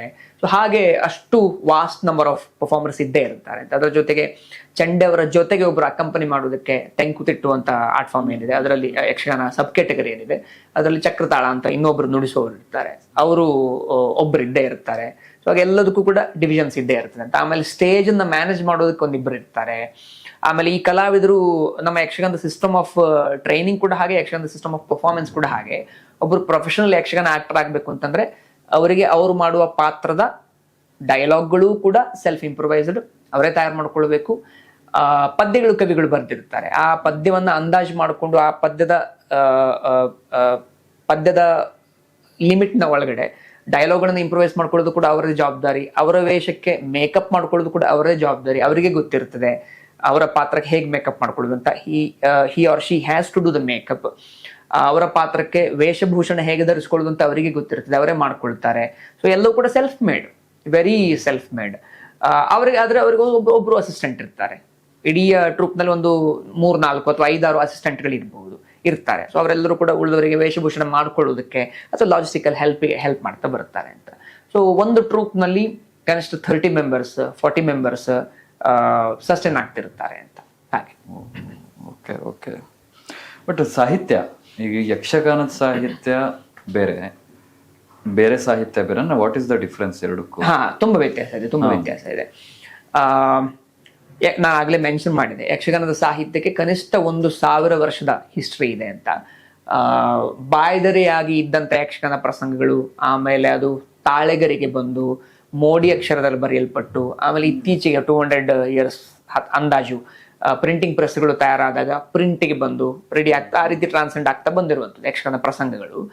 ಆ ಎಲ್ಲ ಪ್ರಸಂಗಗಳನ್ನು ಕೂಡ ಅವುಗಳು ಯಕ್ಷಗಾನಕ್ಕೋಸ್ಕರವೇ ಸಪರೇಟ್ ಆಗಿ ಬರೆಯಲ್ಪಟ್ಟದ್ದು. ಯಕ್ಷಗಾನದ ಕವಿಗಳೇ ಬೇರೆಯವರು ಇರ್ತಾರೆ. ಅವರು ಯಕ್ಷಗಾನದ ಸರ್ಟೈನ್ ಛಂದಸ್ಸನ್ನು ಬಳಸಿ, ಅಂದ್ರೆ ಯಕ್ಷಗಾನದ ಪದ್ಯ ಬರೆಯುವಿಕೆ ರೂಲ್ಗಳನ್ನ ಫಾಲೋ ಮಾಡ್ತಾ ಯಕ್ಷಗಾನದ ಪ್ರಸಂಗಕ್ಕೆ ಬೇಕಾದಂತ ಕಥೆಯ ಓಗಕ್ಕೆ ತಕ್ಕುದಾದ ಹಾಗೆ ಕಥೆಗಳನ್ನ ಪದ್ಯ ರೂಪದಲ್ಲಿ ಬರೀತಾ ಬರುತ್ತಾರೆ. ಇಟ್ಸ್ ಲೈಕ್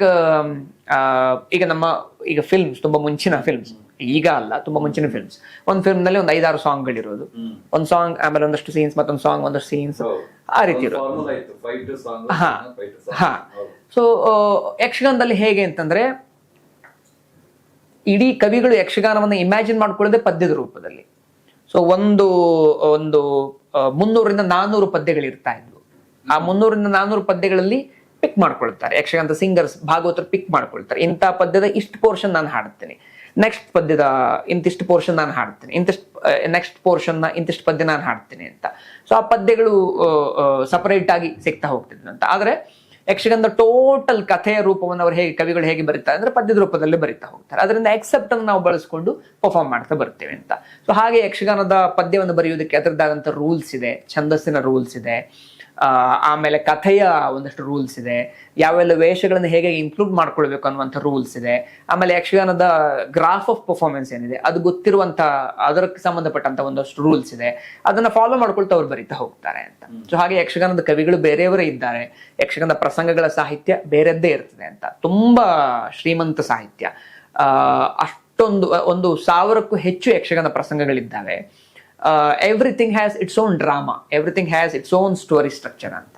ಹಾಗೆ. ಕರೆಕ್ಟ್. ಬಟ್ ಈಗ ನೀವು ಹೇಳಿರಿ ಸಾಹಿತ್ಯ ಅದೇ ಬೇರೆ, ಮೊದಲು ಬೇರೆ ಎಲ್ಲ ಬರೀತಿದ್ರು ಅಂತ ಹೇಳಿ. ಈಗ ಯಾವ್ದಾದ್ರು ಸಾಹಿತ್ಯನ ಈಗ ನಮ್ಮ ರಂಗಭೂಮಿಲಿ ಏನ್ ಮಾಡ್ತೀವಿ ಅಂದ್ರೆ we take something which is ongoing, ಏನೋ ಪಾಲಿಟಿಕಲ್ ಏನೋ ಒಂದು ನಡೀತಿದೆ, ಜಿಯೋ ಪಾಲಿಟಿಕ್ಸ್ ಅಲ್ಲಿ ಏನೋ ನಡೀತಿದೆ, we criticise that on a stage. ಅದು ತುಂಬಾ ಆಗುತ್ತೆ ರಂಗಭೂಮಿನಲ್ಲಿ. ಅದು ಕೂಡ ಯಕ್ಷಗಾನದಲ್ಲಿ ಆಗುತ್ತಾ? Very much. ಯಾಕಂದ್ರೆ ಡೈಲಾಗ್ಗಳೆಲ್ಲೂ ಇಂಪ್ರಾಂಪ್ಟು. ಕೃಷ್ಣನು ಕೂಡ ಈಗಿನ ಪಾಲಿಟಿಕ್ಸ್ ಬಗ್ಗೆ ಕಮೆಂಟ್ ಮಾಡಬಹುದು, ಬಟ್ ಅಲ್ಲಿ ಬೇರೆನೆ ಅದ್ರದೇ ಆದಂತ ಒಂದು ಕ್ಯಾರೆಕ್ಟರ್ ಏನು ಕೊಡೋದಿಲ್ಲ. ಈಗ ಫಾರ್ ಎಕ್ಸಾಂಪಲ್ ನೀವು ಕೃಷ್ಣನ್ನ ನೀವು ಈಗಿನ ಪ್ರೆಸೆಂಟ್ ಪಾಲಿಟಿಕ್ಸ್ ಬಗ್ಗೆ ಡೈಲಾಗ್ಸ್ ಹೇಳ್ಬೋದು ಅಂತ ಹೇಳಿದ್ರಿ. ಬಟ್ ಕ್ಯಾನ್ ವಿ ಟೇಕ್ ಅಥವಾ can we create a politician as a character in Yakshagana? ಆ ರೀತಿಯನ್ನು ಮಾಡೋದು. ಯಕ್ಷಗಾನದ ಪಾತ್ರಗಳು ಮತ್ತೆ ಕಥೆಯ ಆವರಣ ಎಲ್ಲವೂ ಕೂಡ ಮಿಥಾಲಜಿಕಲ್. ಸೊ ನಾವು ಯಕ್ಷಗಾನದ ಪ್ರಸಂಗ ಬರೀಲಿಕ್ಕೆ ಹೋದಾಗ ಕಂಟೆಂಪರರಿ ಕ್ಯಾರೆಕ್ಟರ್ಗಳನ್ನು ಕ್ರಿಯೇಟ್ ಮಾಡ್ಲಿಕ್ಕೆ ಆಗುದಿಲ್ಲ.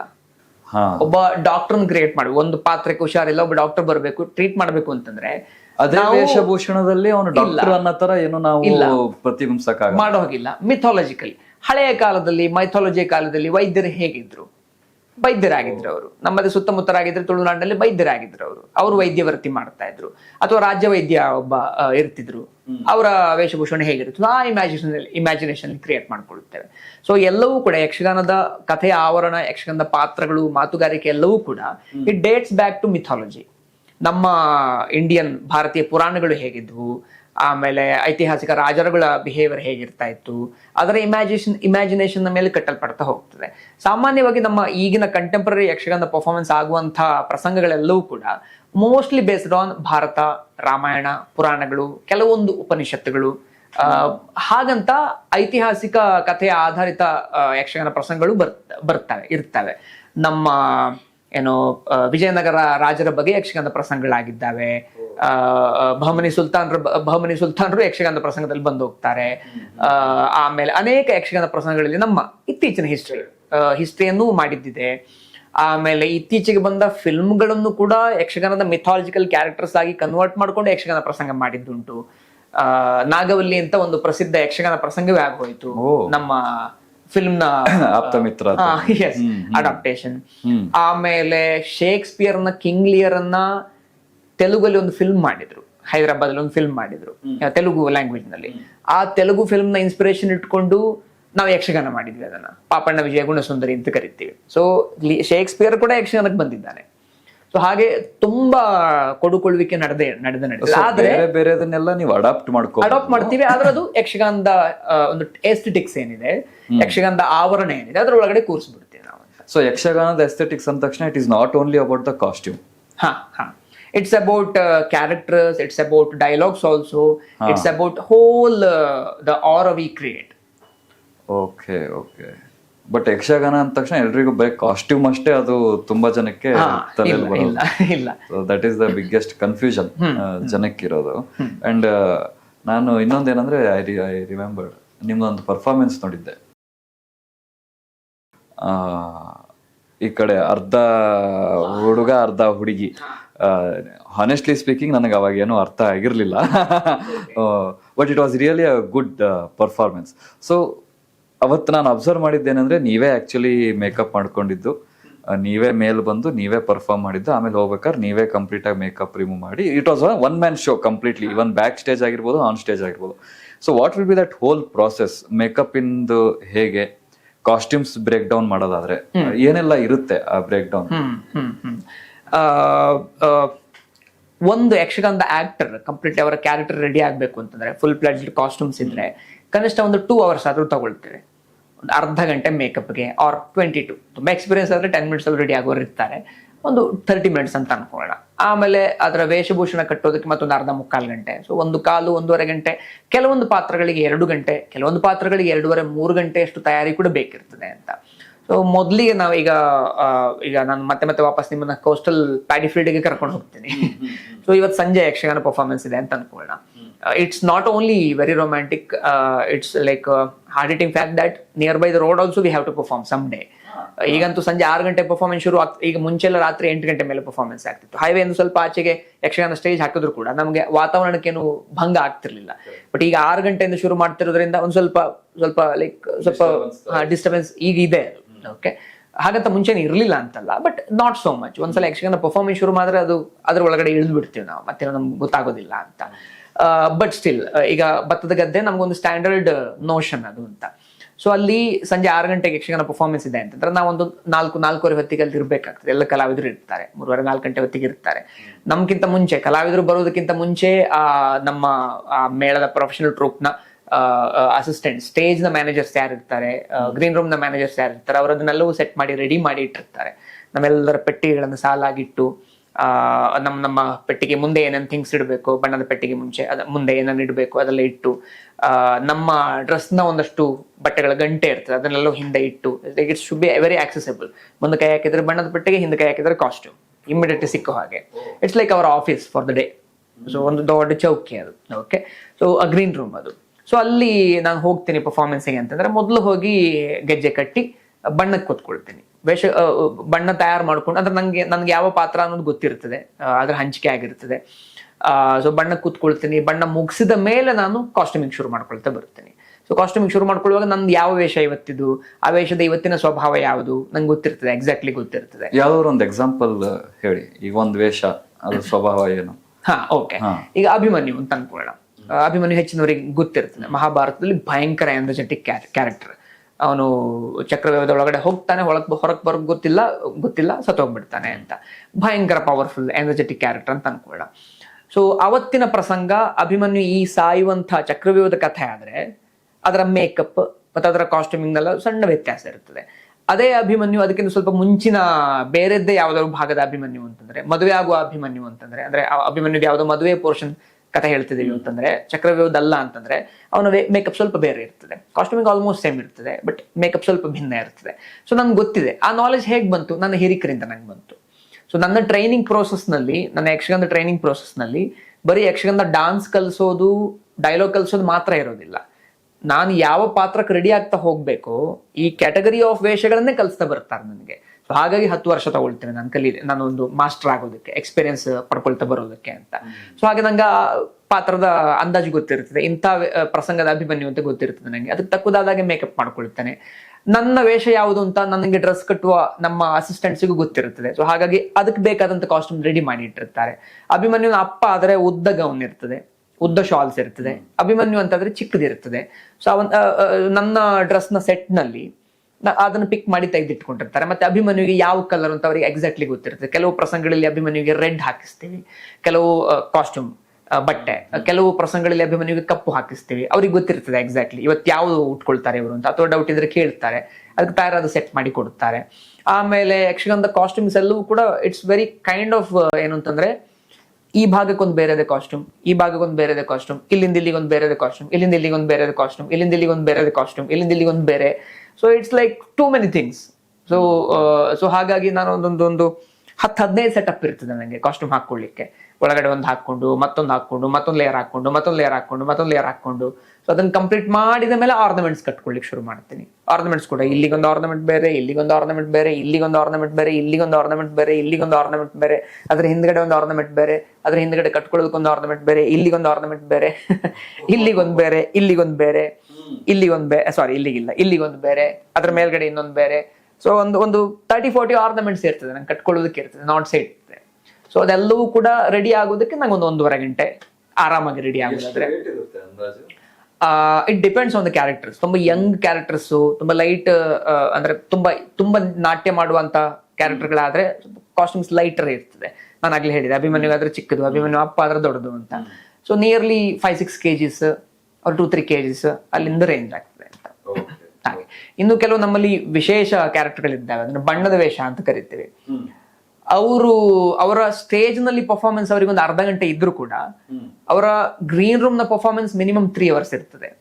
ಅವರ ಮುಖದ ಮೇಕಪ್ ಮಾಡ್ಕೊಳ್ಳುವ ಪ್ರೋಸೆಸ್ಗೆ ಕನಿಷ್ಠ 1-1.5 ಗಂಟೆ 2 ಗಂಟೆ ತಗೊಳ್ಳೋದಿದೆ ಅಂತ.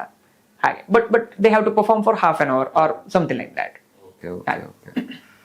ಹಾ, ಈಗ ಯಕ್ಷಗಾನ ಇವತ್ತಿನವರೆಗೂ ಅಂದ್ರೆ ಎಷ್ಟೋ ವರ್ಷದವರೆಗೂ ಯಕ್ಷಗಾನ ಅನ್ನೋದು ಮೇಲ್ ಡಾಮಿನೆಂಟ್ ಇಂಡಸ್ಟ್ರಿ ಆಗಿತ್ತು.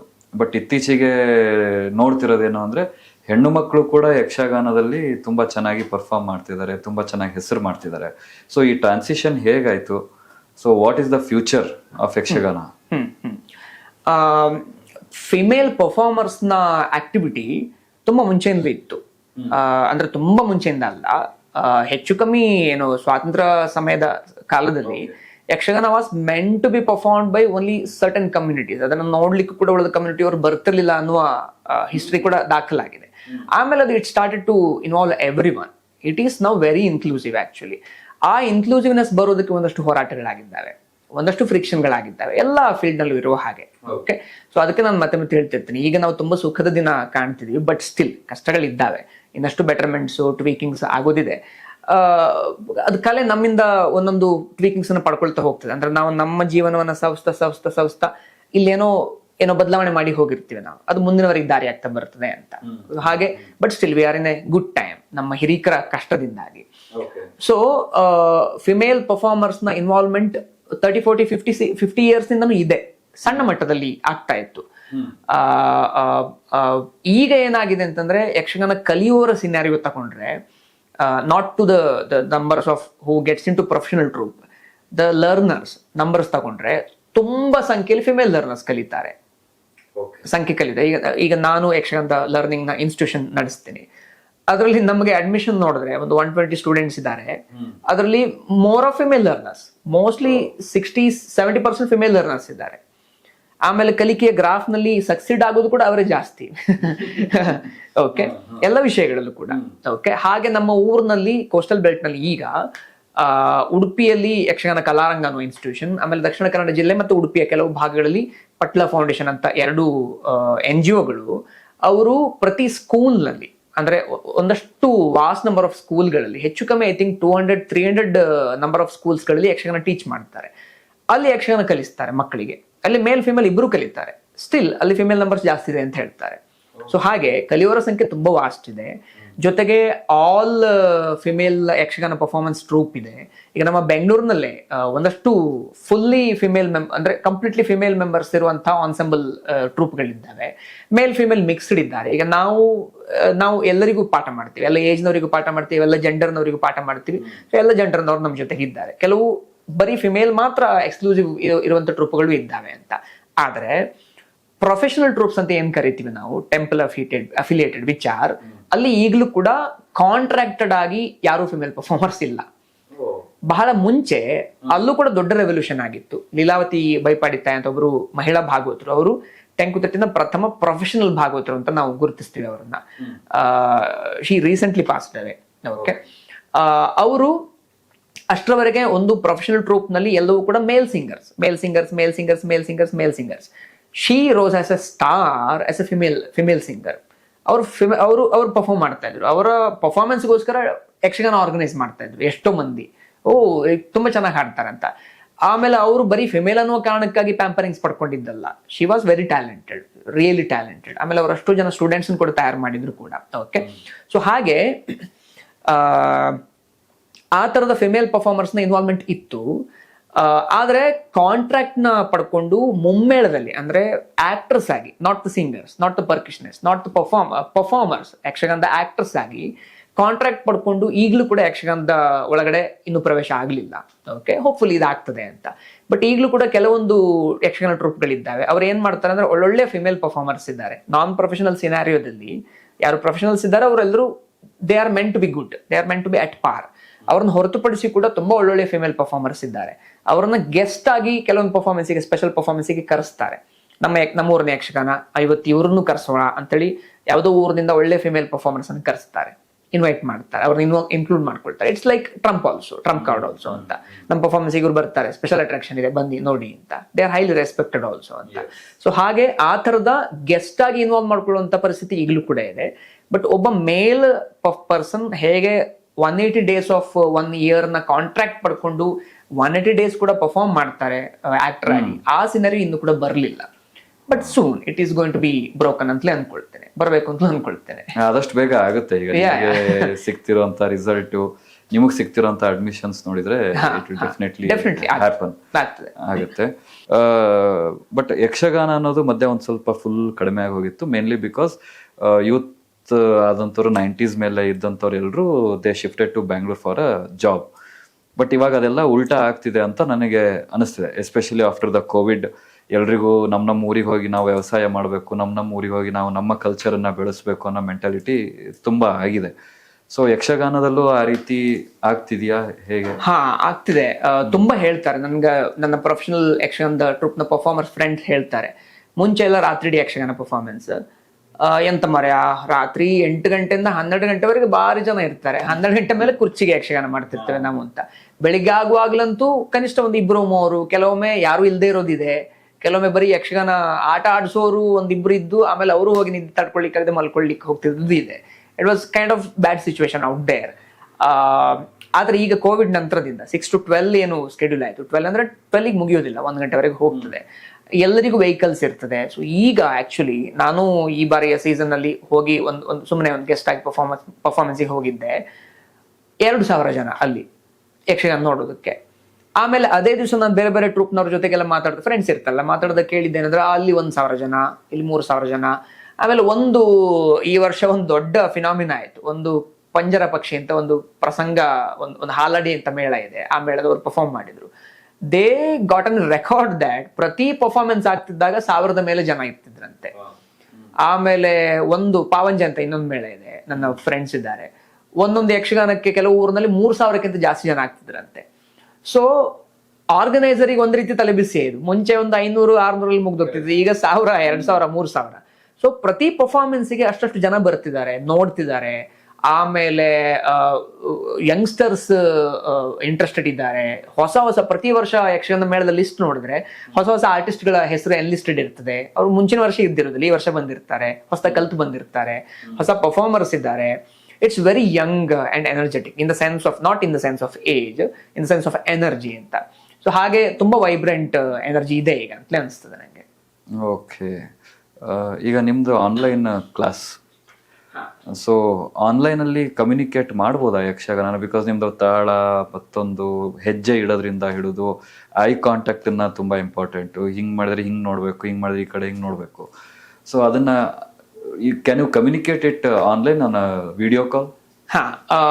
ನಮ್ಗೆ ಪಾಠ ಆರಂಭ ಮಾಡುವಾಗ ಈ ತರದ ಸಂಶಯಗಳಿತ್ತು, ಅಪ್ರೆನ್ಷನ್ಸ್ ಇತ್ತು, ಕಲಿಯೋರಿಗೆ ಇತ್ತು, ಕಲಿಸೋರಿಗೆ ಇತ್ತು.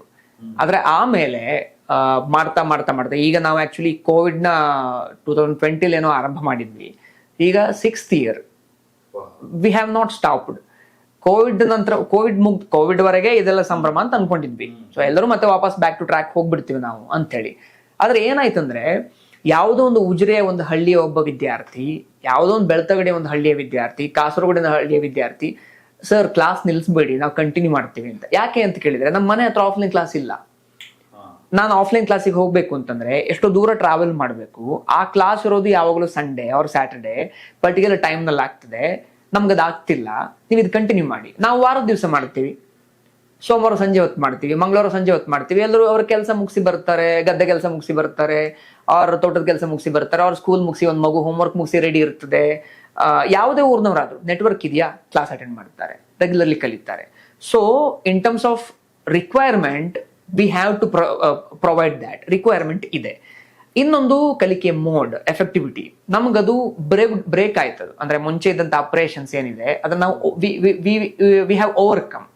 ನಮ್ಮಲ್ಲಿ ಕಲ್ತವರು ಮೇಳಕ್ಕೆ ಹೋಗಿ ಪದ್ಯ ಹಾಡ್ತಾರೆ, ನಮ್ಮಲ್ಲಿ ಕಲ್ತವರು ಬೇರೆ ಬೇರೆ ಟ್ರೂಪ್ಗಳ ಜೊತೆಗೆ ಇನ್ವಾಲ್ವ್ ಆಗಿ ಪರ್ಫಾರ್ಮೆನ್ಸ್ ಮಾಡ್ಲಿಕ್ಕೆ ಶುರು ಮಾಡಿದ್ರು. ನಮ್ಮಲ್ಲಿ ಕಲ್ತವರು ಯಾವುದೇ ಟ್ರೂಪ್ಗಳ ಜೊತೆಗೆ, ಯಾವುದೇ ಬೇರೆ ಕೊರಿಯೋಗ್ರಾಫರ್ ಜೊತೆಗೆ ಹೋದಾಗ್ಲೂ ಕೂಡ ದೇ ಆರ್ ವೆರಿ ವೆಲ್ಕಮ್ಡ್. ಚೆನ್ನಾಗಿ ಮಾಡ್ತೀರಿ, ಲೈಕ್ ಮೊದಲಿಗೆ ಅವರಿಗೆ ಅಪ್ರೆನ್ಷನ್ ಆನ್ಲೈನ್ ಕಲ್ತದ್ದ ಅಂತ, ಬಟ್ ಅವರ ಪರ್ಫಾರ್ಮೆನ್ಸ್ ನೋಡಿದಾಗ ಚೆನ್ನಾಗಿದೆ, no problem, they are very well accepted. We designed our course like that. So ಈಗ ನಾವು ಇಲ್ಲೇ ಬೆಂಗಳೂರಿನಲ್ಲಿ ಆಫ್ಲೈನ್ ಕ್ಲಾಸ್ ಮಾಡೋದು ಅಂತಂದ್ರೆ we tend to build a troupe of our own. ಅಂದ್ರೆ ನಮ್ಮಲ್ಲಿ ಕಲಿಬೇಕು, ನಮ್ಮಲ್ಲಿ ಪರ್ಫಾರ್ಮ್ ಮಾಡ್ತಾರೆ ಅಂತ. ಬಟ್ ಆನ್ಲೈನ್ ಅಂತ ನಾವು ಪ್ಲಾನ್ ಮಾಡ್ಕೊಂಡಾಗ ವಿ ಓಪನ್ಡ್ ಅವರ್ ಬ್ಯಾರಿಯರ್. ಅಂದ್ರೆ we trained not to perform for them, not to perform for us. We trained them to perform, find the opportunity in their own way, in their own ಊರು, their own area, their own space. So ಹಾಗೆ ಅವ್ರನ್ನ ತಯಾರು ಮಾಡ್ಕೊಳ್ತಾ ನಮ್ಮ ಕಲಿಕೆಯ syllabus, ಆಮೇಲೆ ಆ syllabus ಅನ್ನು ತುಂಡು ಮಾಡಿ ಹೊಡ್ಕೊಂಡು ಈಗ 1 ನಿಮಿಷದ ಪರ್ಫಾರ್ಮೆನ್ಸ್ ಇದೆ ಅಂತಂದ್ರೆ ಅದನ್ನ 30 seconds ಅವ್ರು 30 2 ಪೀಸ್ ಮಾಡಿ ಹೊಡ್ಕೊಂಡು, ಅದರಲ್ಲಿ ಎಷ್ಟು ಸಬ್ ಕ್ಯಾಟಗರಿ ಇದೆ ಹೊಡ್ಕೊಂಡು ತುಂಡಾಗಿ ಪಾಠ ಮಾಡಿ, ಆ ತುಂಡಾಗಿ 2 ವರ್ಷ ಪಾಠ ಮಾಡಿ, 2 ವರ್ಷದ ನಂತರ ಅದನ್ನ ಕಲ್ಮಿನೇಟ್ ಮಾಡ್ತಾ ಹೋಗುವಾಗ they will get everything. They will get the ability to reach and go out and perform anywhere. So ಹಾಗಾಗಿ ನಮ್ಗೆ ಈಗ ಕಾನ್ಫಿಡೆನ್ಸ್ ಬಂದ್ಬಿಟ್ಟಿದೆ ನಮಗೆ. ಇಲ್ಲಾಂದ್ರೆ ನಮಗೂ ಅಪ್ರೇಷನ್ಸ್ ಇರ್ತಿತ್ತು. ಮತ್ತೆ ಇದು ಇನ್ನೊಂದು, ನಮ್ಮ ಟೀಚರ್ಗಳು ನಮ್ಮ ಸ್ಟೂಡೆಂಟ್ಸ್ ಜೊತೆಗೆ ನಿರಂತರ ಇಂಟ್ರಾಕ್ಷನ್ಗಳು, ಬ್ರೈನ್ ಸ್ಟಾರ್ಮಿಂಗು, ಆಮೇಲೆ ನಮ್ಮ ಬೇರೆ ಬೇರೆ ಟೀಚರ್ಗಳ ಅವರವರ ಫೀಲ್ಡ್ ಆಫ್ ಎಕ್ಸ್ಪೀರಿಯನ್ಸ್ ನ ಇನ್ಪುಟ್ಗಳು. ನಾನು ಫಿಲ್ಮ್ ನಲ್ಲಿ ವರ್ಕ್ ಮಾಡ್ತೇನೆ, ಫಿಲ್ಮ್ ನ ಒಂದಷ್ಟು ಇನ್ಪುಟ್ಸ್ ನಾನು ಇನ್ಸೈಟ್ಸ್ ತಂದೆ. ಯಾಕಂದ್ರೆ ನಮ್ಗೆ 10 ನಿಮಿಷದ ಸೀಕ್ವೆನ್ಸ್ ಅನ್ನು ನಾವು ಟ್ರೀಟ್ ಮಾಡೋದು ಒಂದೊಂದು ಶಾರ್ಟ್ಸ್ ಆಗಿ, 10 seconds ಶಾರ್ಟ್ಸ್ ಆಗಿ. ನನ್ನ ಇನ್ಪುಟ್ಸ್ ಬಂತು. ನಮ್ಮ ಇನ್ನೊಬ್ರು ಟೀಚರ್ ಭರತನಾಟ್ಯಂ ಡಾನ್ಸರ್, ಅವರಿಗೆ ಆದ್ರೆ ಎಕ್ಸ್ಪರ್ಟಿಸ್ ಇದೆ, ಅದರಿಂದ ಒಂದಷ್ಟು ಇನ್ಪುಟ್ ಸಿಕ್ತು. ನಮ್ಮ ಇನ್ನೊಬ್ರು teacher he's an engineer designing some aircraft, he gave inputs of those things. ಆಮೇಲೆ ನಮ್ಮ ಸ್ಟೂಡೆಂಟ್ಸ್ ಯಾರು ಸಾಫ್ಟ್ವೇರ್ ಇಂಜಿನಿಯರ್ ಇದ್ದಾರೆ, ಲಾಯರ್ಸ್ ಇದ್ದಾರೆ, ಒಂದು ಮಗು ಇದೆ ಶಾಲೆಗೆ ಹೋಗ್ತಾ ಉಂಟು, ಅವ್ರದ್ದು ಇನ್ಪುಟ್ಸ್ ಎಲ್ಲವೂ ಆಗಿ ಬ್ರೈನ್ ಸ್ಟಾರ್ಮ್ ಆಗಿ we have built A system, beautiful system which will definitely run for another 20-30 years. ಆಮೇಲೆ ಅದರಿಂದ ಒಂದಷ್ಟು ಇನ್ಸ್ಪೈರ್ಡ್ ಕೂಡ ಇರ್ತಾರೆ, ಡೆಫಿನೆಟ್ಲಿ ಇನ್ಸ್ಪೈರ್ಡ್ ಇರ್ತಾರೆ. ಆನ್ಲೈನ್ ಕ್ಲಾಸ್ ಕೋವಿಡ್ ಟೈಮಲ್ಲಿ ಶುರು ಮಾಡಿದಾಗ ತುಂಬಾ ಕೆಲವೇ ಮಂದಿ ಶುರು ಮಾಡಿದ್ ನಾವು. ಅಂದ್ರೆ ಐ ಥಿಂಕ್ ಒಂದು 5-6 ಟೀಚರ್ಸ್ ಅಷ್ಟೇ ಶುರು ಮಾಡಿದ್ವಿ ನಾವು. ಈಗ ಅದ್ ನಂಬರ್ ನಿಧಾನಕ್ಕೆ ಜಾಸ್ತಿನೂ ಆಗ್ತಿದೆ, ಮತ್ತೆ ಆ ಅಗತ್ಯ ಇದೆ ಕೂಡ ಅಂತ. ಮತ್ತೆ ಇದಿಷ್ಟು ಅಲ್ಲದೆಯೂ ಕೂಡ ಇನ್ನೊಂದು ದೊಡ್ಡ ಬೆನಿಫಿಟ್ ಏನಂತಂದ್ರೆ, ನಮ್ಮ ಯಕ್ಷಗಾನದ ಪರ್ಫಾರ್ಮೆನ್ಸ್ ಇರುವುದು ದೊಡ್ಡ ಮೈದಾನದಲ್ಲಿ ಕೊರಿಯೋಗ್ರಫಿ ಆಗುವಂತದ್ದಲ್ಲ. ಅದು all the choreography 1,000, 2,000, 3,000 instructions of Yakshagana choreography can be confined into 10 by 10 feet of performance space. 4 ಕಂಬದ ಒಳಗಡೆ ನಡೆಯುವಂಥದ್ದನ್ನ ನೀವು ಕೊರಿಯೋಗ್ರಫಿ ಮಾಡೋದಕ್ಕೆ ಮೈದಾನ ಬೇಡ ಅಲ್ವಾ? ನಿಮ್ಮ ಮನೆಯ 4 ಗೋಡೆ ಇರುವ ಕೋಣೆ ಸಾಕು. ನಿಮ್ಮ ಮನೆಯ ರಂಗಸ್ಥಳ, ದಟ್ಸ್ ಅವರ್ ಮೋಟರ್ ಆಕ್ಚುಲಿ, ನಿಮ್ಮ ಮನೆಯ ರಂಗಸ್ಥಳ. ಸೊ ನಿಮ್ಮ ಮನೆಯಿಂದ ರಂಗಸ್ಥಳ ಮಾಡ್ಕೊಂಡು ಕುಣಿಯೋದಕ್ಕೆ ದೊಡ್ಡ ಸಂಭ್ರಮ ಏನು ಬೇಕಾಗಿಲ್ಲ, ಅದೇ ಜಾಗ ಅಷ್ಟೇ. ಸೊ 4 ಕಂಬ ಮಾಡ್ಕೊಳ್ತೀವಿ. It's not easy to say, ಅಂದ್ರೆ ಹೇಳಿದಷ್ಟು ಸುಲಭ ಅಲ್ಲ, ಎಲ್ಲವೂ ಕೂಡ ಸಣ್ಣ ಸಣ್ಣ ಥಿಂಗ್ಸ್ ಇಂದ ಬಿಲ್ಟ್ ಆಗಿ ಇರುವಂತದ್ದು. But in larger way it is simple as that ಅಂತ. ಸೊ ಹಾಗಾಗಿ ನಮ್ಗೆ ಆ ತರದಲ್ಲೂ ಅಪ್ರೆನ್ಷನ್ಸ್ ಈಗ ಓವರ್ಕಮ್ ಮಾಡಿದೀವಿ ನಾವು. Very nice. But seriously you are doing a great job in that matter. ಯಾಕಂದ್ರೆ ಕಲ್ಚರನ್ನ ಉಳಿಸೋದಕ್ಕೆ ನಮ್ಮಂತ ಯೂತ್ಸೇ we have to put in the lot of effort. So hats off to you because you are doing a great job. Last one thing, spirituality ಅನ್ನೋದು ಯಕ್ಷಗಾನದಲ್ಲಿ ಹೇಗೆ relate ಆಗುತ್ತೆ? How ಇನ್ನು ಕಲಾವಿದರಿಗೆ ಆ ಸ್ಪಿರಿಚುಯಾಲಿಟಿ ಆಗಿರ್ಬೋದು, ಆ ಮೈಂಡ್ ಸೆಟ್ ಅದು ಹೆಂಗೆ ಬ್ಯಾಲೆನ್ಸ್ ಆಗುತ್ತೆ? ತುಂಬಾ ಅಧ್ಯಾತ್ಮದ ಬಗ್ಗೆ ನನಗೇನು ಅದ್ರ ಬಗ್ಗೆ ಏನು ಸದ್ಯಕ್ಕೆ ಕನೆಕ್ಟ್ ಮಾಡ್ಕೊಳ್ಲಿಕ್ಕೆ ಆಗ್ತಿಲ್ಲ. ಒಂದು, ಯಕ್ಷಗಾನದ ಪ್ರಸಂಗಗಳು ಅವು ಮಾತಾಡೋದು ದೊಡ್ಡ ಫಿಲಾಸಫಿಯನ್ನ, ಒಂದೊಂದು ಪ್ರಸಂಗಕ್ಕೆ ಒಂದೊಂದು ಪಾತ್ರಕ್ಕೆ ಅದರದ್ದಾದಂಥ ಫಿಲಾಸಫಿ ಇರ್ತದೆ, ಅದನ್ನು ಹೇಳ್ತಾ ಬರ್ತದೆ. ಜನರಿಗೆ ಕಥೆಯನ್ನು ನೋಡುವಂಥದ್ದು ಯಾವಾಗಲೂ ತುಂಬಾ ಅಗತ್ಯ ಇರುವಂಥ ವಿಷಯ. ಈಗ ಯಾರೇ ಇರಲಿ, ಒಬ್ಬ human being, they consume the content in some or the other way. ಅಜ್ಜಿ ಕಥೆ ಹೇಳ್ತಾ ಇದ್ರು, ಆಮೇಲೆ ಆ ಕಥೆ ಹೇಳುವ ಪ್ರೊಸೆಸ್ಗೆ ರೇಡಿಯೋ ಆಯ್ತು, ರೇಡಿಯೋದಿಂದ ಟಿವಿ ಬಂತು, ಟಿವಿಯಿಂದ ಈಗ ಮೊಬೈಲ್ ಅಲ್ಲಿ ನಾವು ಕತೆ ಕೇಳಿಸ್ಕೊಳ್ತಿರ್ತೀವಿ. ಸೊ ನಮ್ಮನ್ನ ಎಂಗೇಜಿಂಗ್ ಆಗಿ ಇಟ್ಕೊಳ್ಳೋದಕ್ಕೆ, ಯಾ ಎಕ್ಸಾಕ್ಟ್ಲಿ, ಇನ್ನು ಲೈಕ್ ಕತೆ ಹೇಳುವಂತ ಆರ್ನಮೆಂಟ್ಸ್ ಆರ್ ಇಕ್ವಿಪ್ಮೆಂಟ್ ನಮ್ಮ ಒಳಗಡೆ ಯಾ ಸ್ವಲ್ಪ ವರ್ಷದಲ್ಲೇ. ಸೊ ಹಾಗಿರುವಾಗ ಕಥೆಯನ್ನು ನಮ್ಗೆ ಯಾವಾಗ್ಲೂ ಬೇಕು. ಸೊ ಕಥೆಯ ಸಮುದ್ರವನ್ನ ಇಟ್ಕೊಂಡಿರುವಂತ ಫಾರ್ಮ್ ಅದು. 1000 ಪ್ರಸಂಗಗಳಿದ್ದಾವೆ, 1000 ಪ್ರಸಂಗಗಳಿದ್ದಾವೆ. ಆ 1000 ಪ್ರಸಂಗಗಳಲ್ಲಿ ಎಷ್ಟೊಂದು ಕ್ಯಾರೆಕ್ಟರ್ಗಳಿದ್ದಾವೆ, ಪ್ರತಿ ಕ್ಯಾರೆಕ್ಟರ್ಗೆ ಒಂದೊಂದು ಫಿಲಾಸಫಿ ಇದೆ. ಸೊ ಅಷ್ಟೆಲ್ಲ ಜಾಗ ಇರುವಾಗ ಜನ ಆ ಯಕ್ಷಗಾನವನ್ನ ಪ್ರೀತಿಸಿ ಬೆಳೆಸಿ ಮುಂದಿನ ಜನಕ್ಕೆ ದಾಟಿಸ್ತಿರೋದೇ ಅವರಿಗೆ ಮೈಂಡ್ ಫುಲ್ ಆಗ್ತದೆ ಅಂತ. ಅಂದ್ರೆ ಅವರ ಏನೋ ಒಂದು ನೀಡ್ ಏನಿದೆ, ಸೈಕಲಾಜಿಕಲ್ ನೀಡ್ ಏನಿದೆ, ಅದು ಫುಲ್ಫಿಲ್ ಆಗ್ತದೆ ಅಂತ. ಸೊ ಆ ಫುಲ್ಫಿಲ್ಮೆಂಟ್ ಸಿಗ್ತಿದೆ ಅನ್ನುವ ಕಾರಣಕ್ಕಾಗಿ ಯಕ್ಷಗಾನದ ಎಷ್ಟೋ ಒಂದು ಡಿಪೆಂಡೆನ್ಸ್ಗಳು ನಾವು ಬದುಕ್ತಿದ್ದೀವಿ ಅಂತ. ಸೊ ಹಾಗಾಗಿ ನಾವೇನನ್ನು ಕೊಡ್ತಿದ್ದೀವಿ, ಏನೋ ಫಿಲಾಸಫಿ ಕೊಡ್ತಿದ್ದೀವಿ, ಅವ್ರಿಗೆ ಇಂಪಾರ್ಟೆಂಟ್ ಆದದ್ದು ಕೊಡ್ತಿದ್ದೀವಿ ಅಂತ. ಓಕೆ, ಅದನ್ನು ಹೊರತುಪಡಿಸಿ ಇನ್ನೂ ಏನೋ ಸೂಪರ್ಫಿಷಿಯಲಿ ಮಾತಾಡೋದಾದ್ರೂ ಕೂಡ ಎಲ್ಲ ಯಕ್ಷಗಾನ ಪ್ರಸಂಗಗಳು ಒಂದೊಂದು ಫಿಲಾಸಫಿಯನ್ನೇ ಮಾತಾಡ್ತಾ ಹೋಗ್ತಾರೆ. ಮತ್ತೆ ಎಲ್ಲ ಕಲಾವಿದರು ಕೂಡ ಅವರ ಅಂಡರ್ಸ್ಟ್ಯಾಂಡಿಂಗ್ ಆಫ್ ಫಿಲಾಸಫಿಯನ್ನೇ ತರ್ತಿರ್ತಾರೆ. ಅದು ಅವರ ಜೀವನದಿಂದ ಕಲ್ತಂತ ಫಿಲಾಸಫಿ ಇರ್ಬೋದು, ಓದಿ ಕಲ್ತಂತ ಫಿಲಾಸಫಿನೂ ಇರ್ಬೋದು, ಅದನ್ನ ಇನ್ವಾಲ್ವ್ ಮಾಡ್ಕೊಳ್ತಾನೆ ಇರ್ತಾರೆ ಅಂತ. ಹಾಗೆ ಮತ್ತೆ ಪರ್ಫಾರ್ಮರ್ಸಿಗೂ ಕೂಡ, ನಮಗೆ ಆರ್ಟಿಸ್ಟ್ಗಳಿಗೆ, ಪರ್ಫಾರ್ಮರ್ಸಿಗೆ, ಥಿಯೇಟರ್ ಪ್ರಾಕ್ಟೀಷನರ್ಸಿಗೆ, ಫಿಲ್ಮ್ ಮೇಕರ್ಸಿಗೆ ಒಂದು ವೈಬ್ರೆಂಟ್ ಆರ್ಟ್ ಫಾರ್ಮ್ ನೋಡಿದಾಗ ವಾವ್ ಅಂತ ಅನ್ಸ್ಬಿಡ್ತದೆ. I want to compare this with West Bengal's Jatra. ಅದು ಯಕ್ಷಗಾನದ ಹಾಗೆ ಪ್ರತಿ ದಿವಸ ಒಂದೊಂದು ಜಾಗದಲ್ಲಿ ಹೋಗಿ ಪರ್ಫಾರ್ಮೆನ್ಸ್ ಮಾಡ್ತದೆ, ಸಟೈರ್ನ ಪರ್ಫಾರ್ಮೆನ್ಸ್ ಮಾಡ್ತದೆ, ಸೋಷಿಯಲ್ ಸಟೈರ್ನ ಪರ್ಫಾರ್ಮೆನ್ಸ್ ಮಾಡ್ತದೆ, ಬೇರೆ ಬೇರೆ ಫಾರ್ಮ್ ಆಫ್ ಕಥೆಗಳನ್ನ ಅದು ಹೇಳ್ತಾ ಬರ್ತದೆ. ಜನ ಅದನ್ನು ಪ್ರೀತಿಸ್ತಾರೆ, ಇಟ್ಕೊಳ್ತಾರೆ, ಮುಗಿ ಬೀಳ್ತಾರೆ ಪರ್ಫಾರ್ಮೆನ್ಸ್ ನೋಡೋದಕ್ಕೆ, ಇನ್ವೈಟ್ ಮಾಡ್ತಾರೆ. ಮಹಾರಾಷ್ಟ್ರದಲ್ಲಿ ತಮಾಷಾ ಅಂತ ಇನ್ನೊಂದು ಆರ್ಟ್ ಫಾರ್ಮ್ ಇದೆ, ಅಲ್ಲೂ ಕೂಡ ಹಾಗೆ ಜನ ಇಷ್ಟಪಡ್ತಾರೆ, ಕರೀತಾರೆ. ಸೊ ಅದೆಲ್ಲ ಈ ಎಲ್ಲ ಆರ್ಟ್ ಫಾರ್ಮ್ಗಳು ಕೂಡ ನಮ್ಗೀಗ ಯಾವಾಗ್ಲೂ ಹೇಳ್ತಾ ಇದ್ರು, ಏನೋ ಟಿವಿ ಬಂತು ಇನ್ನೆಲ್ಲ ಸತ್ತೋಯ್ತು, ಫಿಲ್ಮ್ಸ್ ಬಂತು ಇನ್ನೆಲ್ಲ ಸತ್ತೋಯ್ತು, ಲೈವ್ ಪರ್ಫಾರ್ಮೆನ್ಸ್ ಆರ್ಟ್ಗಳಿಗೆ ಬೆಲೆ ಇಲ್ಲ ಅಂತ. ಹಾಗಿಲ್ಲ ಆಕ್ಚುಲಿ. ನಾವೀಗ ಟಿವಿಲಿ ಯಕ್ಷಗಾನ ನೋಡೋದಕ್ಕೆ ಇಷ್ಟಪಡ್ತಿದ್ದೀವಿ, ಯೂಟ್ಯೂಬ್ ನಲ್ಲಿ ಯಕ್ಷಗಾನ ಲೈವ್ ನೋಡ್ಲಿಕ್ಕೆ ಇಷ್ಟಪಡ್ತಿದ್ದೀವಿ. So it's coming like reversing something. So ಹಾಗಾಗಿ ನಾವೇನೋ ಹೇಳ್ತಿದ್ದೀವಿ, ಇಂಪಾರ್ಟೆಂಟ್ ಆಗಿರುವಂಥದ್ದನ್ನ ಏನೋ ಹೇಳ್ತಿದ್ದೀವಿ. ಸೊ ಇಂಪಾರ್ಟೆಂಟ್ ಆದಂಥ ಫಿಲಾಸಫಿಯನ್ನು ಜನರಿಗೆ ದಾಟಿಸ್ತಿದ್ದೀವಿ ನಾವು. ಅಧ್ಯಾತ್ಮ ಅವ್ರದ್ದೇನೋ ನೀಡ್ ಏನಿದೆ ಅದನ್ನು ಫುಲ್ಫಿಲ್ ಮಾಡ್ತಿದ್ದೀವಿ. ಸೊ ಹಾಗಾಗಿ ನಾವು ಏನೋ ವ್ಯಾಲ್ಯೂಬಲ್ ಥಿಂಗನ್ನೇ ಮಾಡ್ತಿದ್ದೀವಿ ಅಂತ ನಮ್ಮ ನಂಬಿಕೆ ಅಂತ. So thank you so much for accepting our invitation and providing us the space, sir. Thank you. ನಿಮಗೂ ಮತ್ತು ನಿಮ್ಮ ಟೀಮ್ ಮೆಂಬರ್ಸಿಗೂ thank you. Thank you so much.